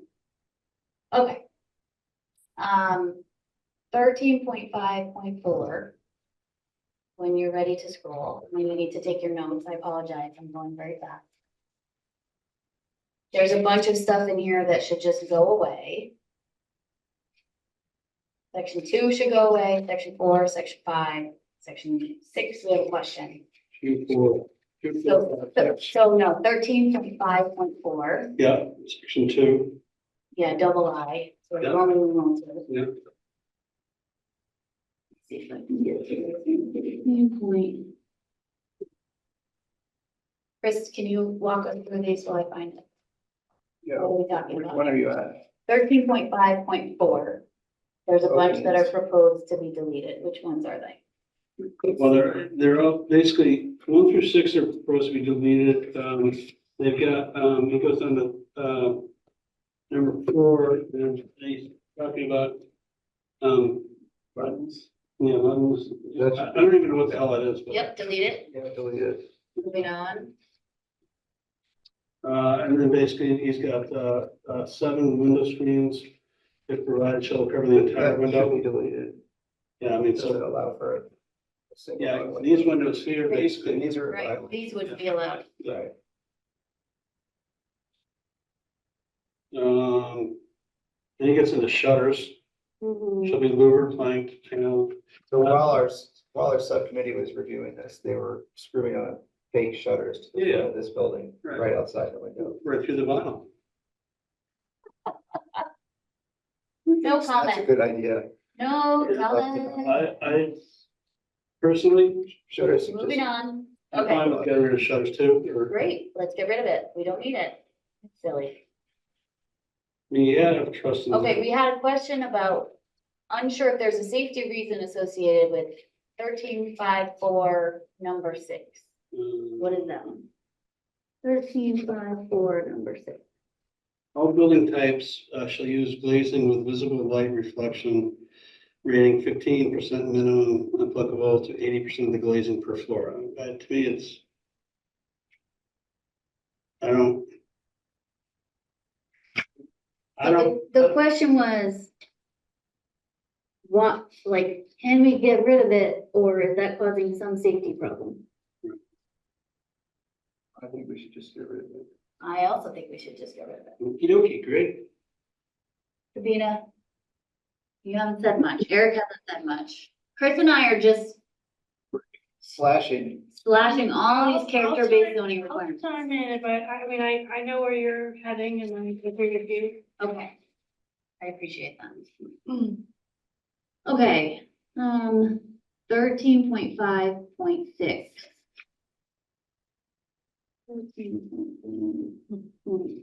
Stop fronts. Number 4A. And you're saying there is a safety reason involved with the 8-foot minimum clear height above finished grade. 13.5.6 stop fronts. oh, is that the drawing? It's missing, no, it's ours. The numbers are all It's up above here. It's this one, 13.5.6. 4A. They're renumbered. Oh, that's the problem. Yes. 1, 2, 3. 4A. 4A is the picture. Yes, it is the picture. Awnings and canopies shall provide 8 feet minimum clear height above the finished grade and 13 feet 6 inches minimum clear height above the finished grade shall be provided above any area used for parking or circulation or emergency vehicle access. I think my take on the question is, is 8 feet, minimum clear height and above finished grade. I was like, I'm not saying it needs to be changed. I don't know why it wouldn't be the 6'8" minimum requirement. I don't know that, you're an architect, I don't know what the requirement is, so. I don't know, 8 feet seems arbitrary, but, So my only curiosity would be is. it feels aesthetically driven to me, but the 13.6 for, emergency vehicles is, that should stay. Makes sense. Yeah, that makes sense, but I don't know. Oh, if you get 13.6, why don't we just get rid of the 8 feet? Yeah. Yeah. Yeah, agreed. And just allow the use to dictate, Yes, because if that's not a primary access point, that's a great suggestion. then emergency vehicles are gonna go there. Very good suggestion. Very And we're logical. getting rid of, well, I thought we were getting rid of the, minimum projections of awnings and canopies and all that business. What part are you Leave looking the for? entire second paragraph beginning with first floor awning. Yeah, Section C, delete. Section D, delete. okay. There is no section B, so you couldn't delete that. See, B, C, D can all go away. E, we need to discuss. The subcommittee is not sure about keeping it. What are the differences among sign and awning canopy marquee? When does it become a sign, which has a different zoning regulation? Or zoning regulating night sky driver glare and hours of operation? How does a lighted element impact residential areas? You said, as proposed is fine, we can discuss. Lighting is prohibited except for illuminating the ground below. Any signage on the canopy may not be illuminated. But my point was, so you're saying that the Flynn Theater could not exist in Riverside? Correct. right, That seems Backlit. ridiculous, Backlit signs. but that doesn't, Can you scroll? oh, I'm Sorry. sorry, yeah, I'm I'm not, sorry. I don't Thank you. feel like I agree with that, but. Okay, but that's a different That's, section of the zoning. so right now, basically, no interior lit signs are allowed, basically it's all, you've got to have exterior lighting spotting it, no lighting. That's for, townwide. The character-based zone district has a little bit of nuance as it exists today for signage and lighting, but it's not a whole lot, there's no sort of real deviation to that. With regards to like the Flint Theater and the marquee type stuff, yeah, it's presently not allowed. So like the high school wants to put up basically one of those information Right. boards, not allowed. Right, but they're not in a village center. Right. I don't, The question is, it not really so much the Flynn Theater, but the mobile station, it's. Right. where Right, you draw the right, line. right. You can't and really that, draw the and, line, and, but- and that is, and I can tell you that I've had multiple conversations with a mobile station because they wanted to put up 802 Spirit signs and everything else they got inside there, and they're really not allowed to. They want to put stuff on the canopy or their covers, and they want to put, milk today is this. I'm like, no, you're limited to the signs. The reality is the sign that they have out front that says mobile is is a potential, in my opinion, potential safety hazard because it blocks oncoming traffic. Yeah. Yes, I agree. Yeah, and that should have been relocated or shouldn't have been allowed to be put there, Raised or but something. we don't have that by example. Okay, Okay, so the decision on this is, So my point with regards to the lighting right now is that basically if you're gonna have a canopy, it's not, you can't put your sign on an interior, you can't light up the canopy to illuminate the signage. You're not gonna put a spotlight on it. but you could, you're saying you could.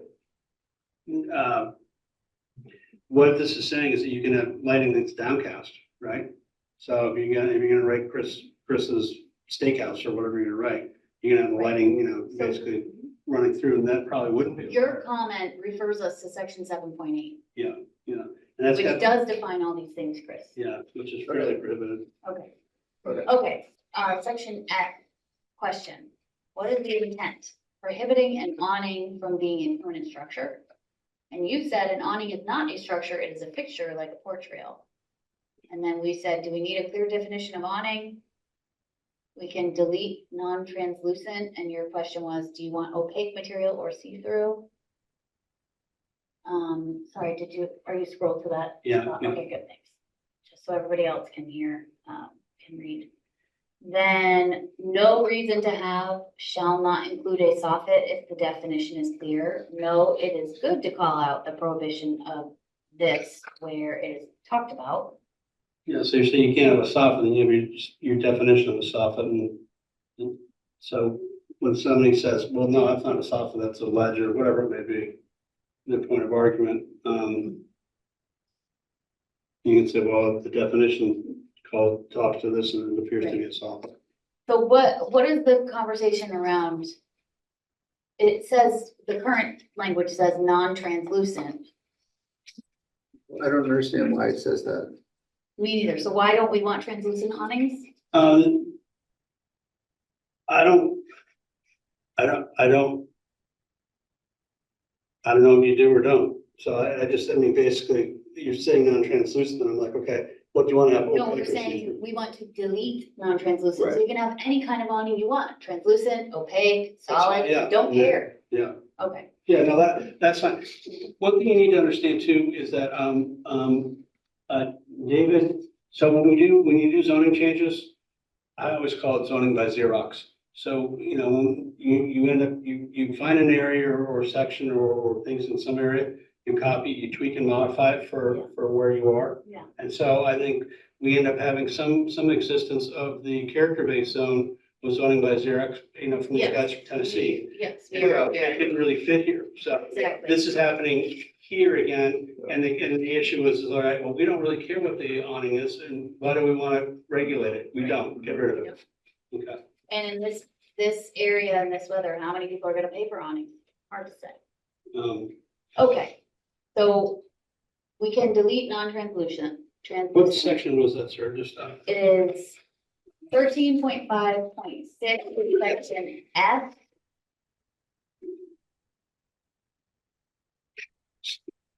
yeah, okay. I'm getting rid of F. So there's some things to keep and some things to delete. Yeah. G delete, H delete, I delete, J. Question, is this necessary? Include the definition of a canopy. So I think we need a definition of a canopy versus an awning. Is that what I'm hearing? Yes, we do. And where should that definition live? In a Section, definition? yeah, section 2 of the definitions. Okay, so yes, so we need definitions for canopy. Where are you now, sir? I'm sorry. I am still in Oh, you're at 13.5.6, yes, J, exactly.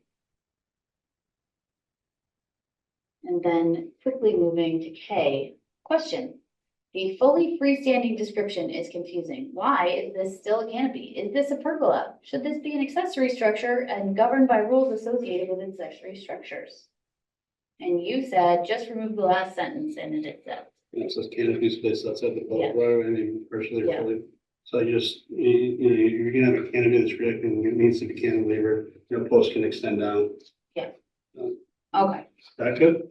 Assuming that it corresponds to building envelope and all that stuff. yes, Oh, yeah, so, yeah, you're not gonna, yeah. yeah. Okay. Okay, then V, edit, do not require, use this language. And so we said encouraged to be integrated with the facade composition and hidden from view. Where were you now? V, The, so It's the comment security is right at the shutters. bottom of the screen right now. And Chris's comment was, I'm not sure how this would work when the composition of the building and shutters are most likely two different materials. I would leave it as proposed. It is simple. wait a second, is this, So security shutters to me are like when I'm in New York, the guy goes to close up. yeah, He pulls it down and he locks it. Do I think we're gonna see those here? Probably not. Do we wanna Well- talk to them? slow down, because look what's happening to Burlington. I live in Burlington. I mean, that's good. There were residential Yeah, here. applications for that. They have those in Germany. Yeah, so I mean, so that's just sort of the question. So if I'm gonna put up security shutters, right? I mean, if I'm the guy putting them up, I'm probably not gonna go high end. Yeah. Right? Well, they're never gonna be, you're saying they're never gonna be integrated with the facade Right. composition. No, but they can be the ones that roll up into that you can put the grate inside the door frame instead of outside the door frame, right? Like there are ways for it to be integrated. You can frame it instead of having it just be the metal. If you do it from Rails. the outside, yeah. Yeah, it's just basically gonna box it. Yeah, you're gonna box it. Even if you don't do it from the outside, you can still put a trim board on the front of it. Sure. right? So I mean, my point was, well, I guess, as long as it's hidden Well, from view. what this is saying is they don't want the big roll top thing on above the open. Well, that would have to be. So designed basically, into the we, structure. Yeah, I and when he ends up agree. says, and hidden from view, so I think the point is when you go to hide that from view, you need to use basically material, like An awning material. or a canopy. Architect jokes, ha ha. And you like security shutters. Oh, boy. Okay, You're so so you're helpful. saying leave it as proposed. To me, I mean, I understand what it's saying. Yeah. Do I think I'm gonna have to, Argue about it with a bunch of people and then. or do I think I'm gonna have to discuss it with an applicant with regards to security shutters? It's fine, it's a I'd be little bit, surprised. it feels to me a little bit like the whole Nantucket theme of this. Oh, okay, let's just, Well, yeah, you're thinking those shutters, okay, moving on. We're almost done. so that's fine. It's fine. 13.5.6. Number 3. 13.5.6. Yeah, there's a new 3. Walls of building have an actual or potential residential principal function shall not be flooded or washed with light. Question. Isn't this covered by existing standards of exterior and landscape lighting? And what about holiday lighting? And you said this prohibits flood lighting of the structure. And holiday lights are temporary and will not be enforced by the zoning administrator anyhow. And the way I'm reading this is basically, okay, I have a mural or whatever, I got a blank wall, and I'm putting spotlights on it, and this is saying that, you don't really wanna, and then this is saying you can do that, and so. Shall not be flooded or washed of light. And the No, question that's is, pretty good. Well, isn't this covered by existing standards? Basically, do we need it in here again? We do have standards with regards to exterior lighting, right? I mean, the foot candles, and that's traditionally like your parking lighting or house lighting or things along those lines. This is, this because it can be in our revised character-based zone, then the primary regulations aren't enforced if the character-based zone regulations stop this. So this may not come into play with regards to that, but there's also state laws with regards to, light pollution, things along those lines. So my take on this is you get somebody who's gonna go to an extreme, right? Uh-huh. And they're gonna have the lighting, it's gonna be 3 in the morning, and it's gonna be, you know. And if you're fine with it, that's fine. Well, I mean, it's a potential So are you complaint. saying leave it in here or take it out? Um. I would get rid of it. I just don't, I mean, If it's already in the other, well, so if I want to light a mirror, I can do it downcast light, you know, from Right, above, right? right. It's a light the mirror, I just don't have to spot it. and floodlight it. Right. They're saying floodlights, which really cast outward, not, Right. Well, the distribution is much broader, it's not controlled, yes. the floodlight. So do we need to prohibit it? Or is it prohibited in the existing lighting standards? If this is in section 13, which is the character-based zone, and we're still gonna have a character-based zone, which I assume we're going to, then if it's allowed in this, it's allowed in that character-based zone. And the regulations that we have, the regulations we have for every other district will prohibit it. Great, so we don't need it. Well, this isn't, but what I'm saying is that section 13 supersedes the rest of the regulations. So do it's need it. allowed, if it's allowed in 13, it's allowed in those districts, that district. That make sense? So we do need it. So if we don't want buildings to be floodlit. Then we need to leave it in. We need to leave it in. Okay, let's leave it in. Okay. Section. Don't worry about holiday lights, I like holiday lights. 4, utility boxes and gas meters shall not be located in the facade and should preferably be located in the third lot layer or at the rear of buildings. If located adjacent to driveways, parking areas, parking lot, rear lane, alleys, or rear access easements shall require 2 48-inch something I can't read because the word draft is over it. Bollards. Bollards Right. set in concrete and painted a light color for visibility. The question is, we should delete this requirement and edit it to this suggested language. And you said this is fine, and because of the possibility of, I don't know what. Meter. Media, I think, you know, Adjacent to roadways and driveways, bollards should be required. The question, do they have to be wood or painted? it's more, you know, so if, it's for safety. Right, So, you know, I mean. And so the way, so are you okay with this edit? You said this is fine, yeah, and I think my. but do we need to add more language around how they have to be, what they have to be made out of? Bollards set in concrete. Do you need So to be specific about what they're made out of, wood or any other? if it's left generic like that, that's fine. Basically, we ended up having, one application and there was a bollard conflict because of the material choice that they wanted and the regulation didn't, allow them. I can't remember if they wanted wood and they couldn't have wood or if they wanted. Pool noodles. Yeah, they wanted, you know, a concrete filled metal tube, and they needed wood. I can't remember which one it was, but it was, you know, one of these arguments where you're like, yeah, I know, I get it, it's ridiculous, but that's what it says. Okay, So what I have here, is I'm gonna take a stab at our comments. Yep. And, I'm gonna, distribute them. And I guess really, and this includes you too, Eric, is that if I can get, your guys' eyes on them, if I missed something or I misstated it, then we can get it corrected. And then the intent will be basically, we'll get a final, comment on the red line back to David to get reworked. That'll probably end up, going, to him, I would hope, by like this time next week. I don't think it shouldn't take a whole lot to rework these things. hopefully not. Yeah, And some of them are just things to him saying like, right, please fix this because it doesn't. right. And so some of the stuff too, with all the different batch thing, and I may just,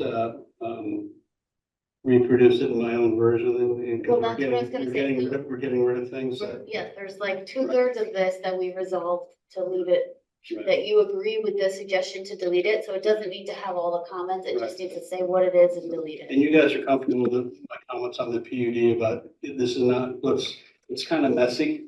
And I think that, basically it, to, You're saying it's out of scope. one, I think it's out of scope. And two, I think it's the way it's proposed is messy and I think it needs better refinement. But I think that refinement needs to be looked at in a much broader scope, and that needs to be looked at from a town-wide as well as what your allowances are for density and how you're calculating density, because you're dealing with bonuses and all these types of things. Outside this grant. Yeah, and I think it's kind of outside the grant. I think that the intent is proper and right, but the timing and what's being proposed, I just don't think it's, final version that is easily workable. Right.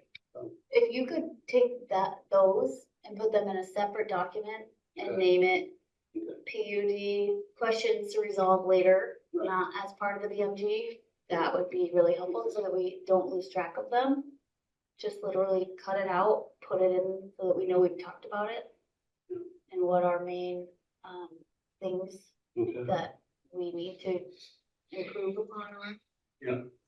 I think that's, The planning commission tweaked the PUD regulations yeah, we a did. year or like- 2 years. It was 3 years ago. 3 years ago, yeah, and so basically, but that took you had a bit of focus, and what was kicked out was functional and it worked, and it was easy to apply. Yeah. And what's being proposed now, or trying to be proposed now, to be implemented, it's more difficult. Yes. And I think you got a perfect opportunity to say, okay, it's out of scope because Right. we're focused on the village and the village centers, and you can't even have PUDs, we're not even gonna contemplate it at this point in time. Agreed, that it's out of scope. But again, I don't want to lose the thoughtful dialogue that has No. gone into the conversation. No, and the reality is that when the new town planner comes on board, there's gonna be a bit of, like, I'm keeping a file of all emails and like, here's sort of my log, to look at, and Yeah. there'll be a bit of collaboration back and forth.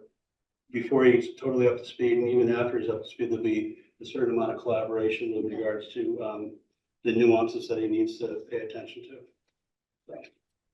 Okay, so I think we are done this portion of the discussion, which is great. Yes, thank And you. now I will allow for public comment.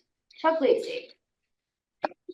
Please share your public comment as they relate to the regulations that we just reviewed. Chris, I think you're making a really important contribution. Thank you, Chuck. I agree. I This think is lucky that you're here for this part of the process. Yeah, I really am, Well, I'm grateful for that. yeah, to let you know that basically when it was the void, I'm like, we can't afford this to not be paid attention to when. We could muddle through it, but then not But I have think the your real feedback. world, the Yeah. real world experience, and commitment to clarity is something we haven't had before. I think I think that will be a lasting. Thank you, I appreciate that. A couple things. Well, you can stop there. It's hard to be specific because this is still a privileged document. One of the things that happens where there's no water and sewer is whoever puts in a septic system or water, a well, then can control what their neighbor can do on the property. And just with the zones protection and, all that business. I don't know how you deal with that, but that is a real problem where you're wanting dense. So someone could put in an enormous, a single family home Yeah. and then prevent a whole lot of housing nearby based on where they put their septic system. I think getting the NRO piece right is really important. Obviously for the natural values, but also people having confidence in it is a step we need to have in order for people in order to continue this transition from zoning-based natural resource protection to actual resource protection. So the ability to do more housing in more places depends on people having confidence in that. I would encourage you to maybe review the nuisance regulations in Jericho and to start thinking about it, just what belongs in. There's a lot of zoning that's designed to prevent nuisances. And, you know, there could be a nuisance regulation saying you can't have lighting pointing out, you know, pointing outwards or whatever. And that could be more of a, because that should apply not just to people who are building something new, but just apply to everybody. And I think a lot of this stuff belongs in you know, in nuisance. One thing that I didn't see mentioned today, or maybe peripherally, is this idea of the road to prevent housing away from the street. David had a proposal saying the first 100 feet could be something small because the fire department. But what that means is that the road beyond 100 feet is 60, I believe, is an easement of 60 feet. And that's just kind of ridiculous. So, and to build a house in my backyard, I need an easement, or to build multiple houses in my backyard, or 4 or whatever it is, I need a 60-foot easement, which is just ridiculous. The road is only 22 feet wide in front of my house. The last one is on lighting. You know, we want lighting. You know, we want people to feel like when they get to one of our 3 village centers that they got somewhere. I mean, you all had the experience of driving at night and you get to lights, you know that you're somewhere and that this is not a place to keep going 55 miles an hour, but you got somewhere and you look to see kind of what's going on. And this idea that we want to be invisible, you know, or whatever. Again, if you don't want lights on at 11 o'clock, have a nuisance regulation saying that, you know, big lighting needs to be turned off at 11 o'clock or, you know, something to that effect. You know, people aren't bothered all as much by light as they think. We have street lights we don't need to turn on the lights in our living room at night if we're just talking because of the street lights. I mean, there's street lights in Jericho Center that have been there since 1948 and they go all night long. And somehow it's like, oh, somebody might put up a little sign in a little place that's somehow gonna, you know, just, cause me tremendous anxiety or something. We already have, you know, those, and again, the lighting is a big part of the village center so that you know you got somewhere. I think also I have a concern about the mission creep. And it's, Mission? scope creep of this, and that is that the housing committee has been very clear to both you and to the select board that it does not believe we can meet our housing obligations in just the village centers. And we're waiting patiently for the day when the town will be willing to look at zoning in the remaining 93% of town. And if you were to, through a scope creep, kind of do a bunch of stuff in the other 93% of town, which would then delay getting to looking at coming back to the issues that the housing committee has raised, would be quite disappointing. So Okay, either I don't understand what you're saying, probably because it's very late. the housing committee has presented to the select Yes, board. I understand that part. Are you saying that you would like us to review things that are outside the village centers as part of this project? Either all the way or not at all. And so my answer to you is that it's not just about scope creep. It's about the funding that we've received That's fine. through this project. We are not allowed to receive that funding to pay the consultant if we go outside of the village Okay, center. so I'm just saying that's a I reason. hear you, Okay, and that's not what we applied for funding for or received funding for. I know, but I'm seeing I know. a whole bunch of stuff. With you. Okay, so I'm just saying, I'm giving you an additional reason why the scope creep is a problem, because if it then diminishes Yep. the immediacy of the need to get to the next 93% Yes. and to address the recommendations that the housing committee's been patiently Right. waiting for you to get to, Yes. I would be just. So just to wait, there is like a list of things that need attention. from a Yes, zoning and the standpoint. top of the list was the character-based zoning, Right. which is being addressed in this project, so I feel good about that. Yeah, no, that, but some of the stuff that ties back to the Affordable Housing Committee, Yeah, other things like that. There is a list that basically, like, here's your checklist for the next round to get to. And so we're getting a new planner coming in, and he's gonna have like, a list of here's the to-do thing that needs to happen to go, and he's gonna work with the planning commission to figure out, okay, well, what bites of the apple are we gonna be taking right, next? and can I ask you, you may not have an answer for this or be willing to give one. My understanding based on his resume is that if we say, here are the goals, that he could go through the zoning and say, based on my experience and your goals, here are the changes I think you should make. And because that's really his wheelhouse. Yeah, and that's what planners, Yes. that's what planners do.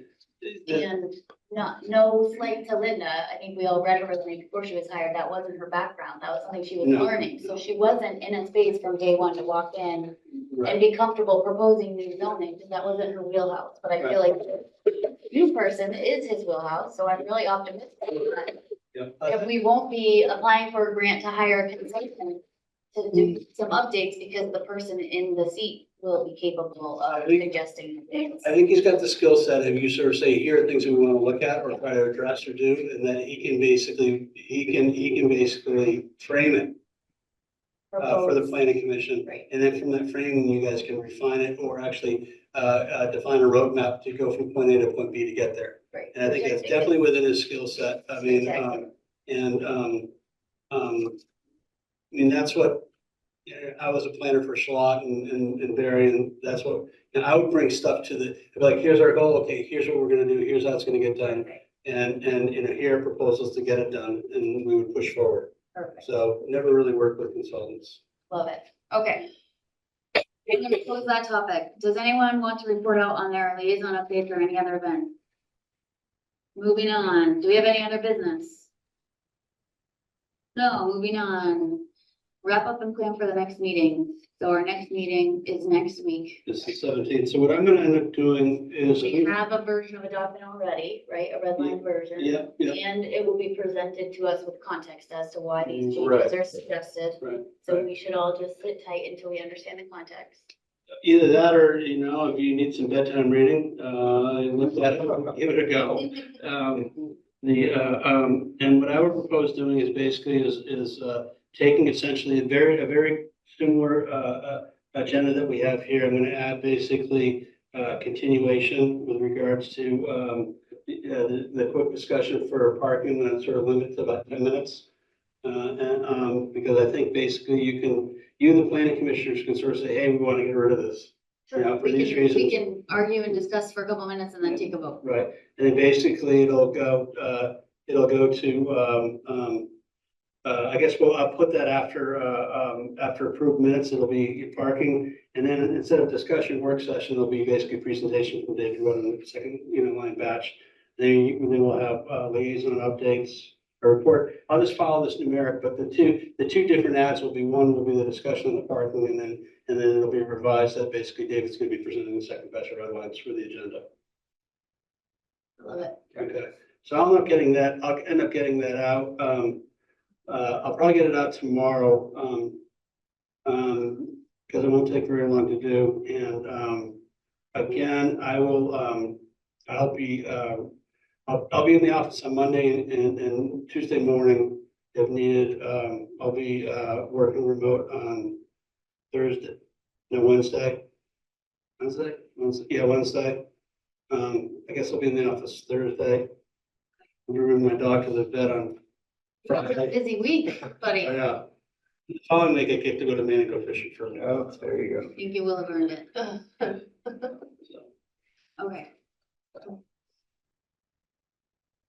So I think the only thing that we have left is basically, if there's nothing else from Eric or Bill. No. Would be to, a motion to adjourn. Second. All those in favor say aye. Aye. Aye. Thank you very much.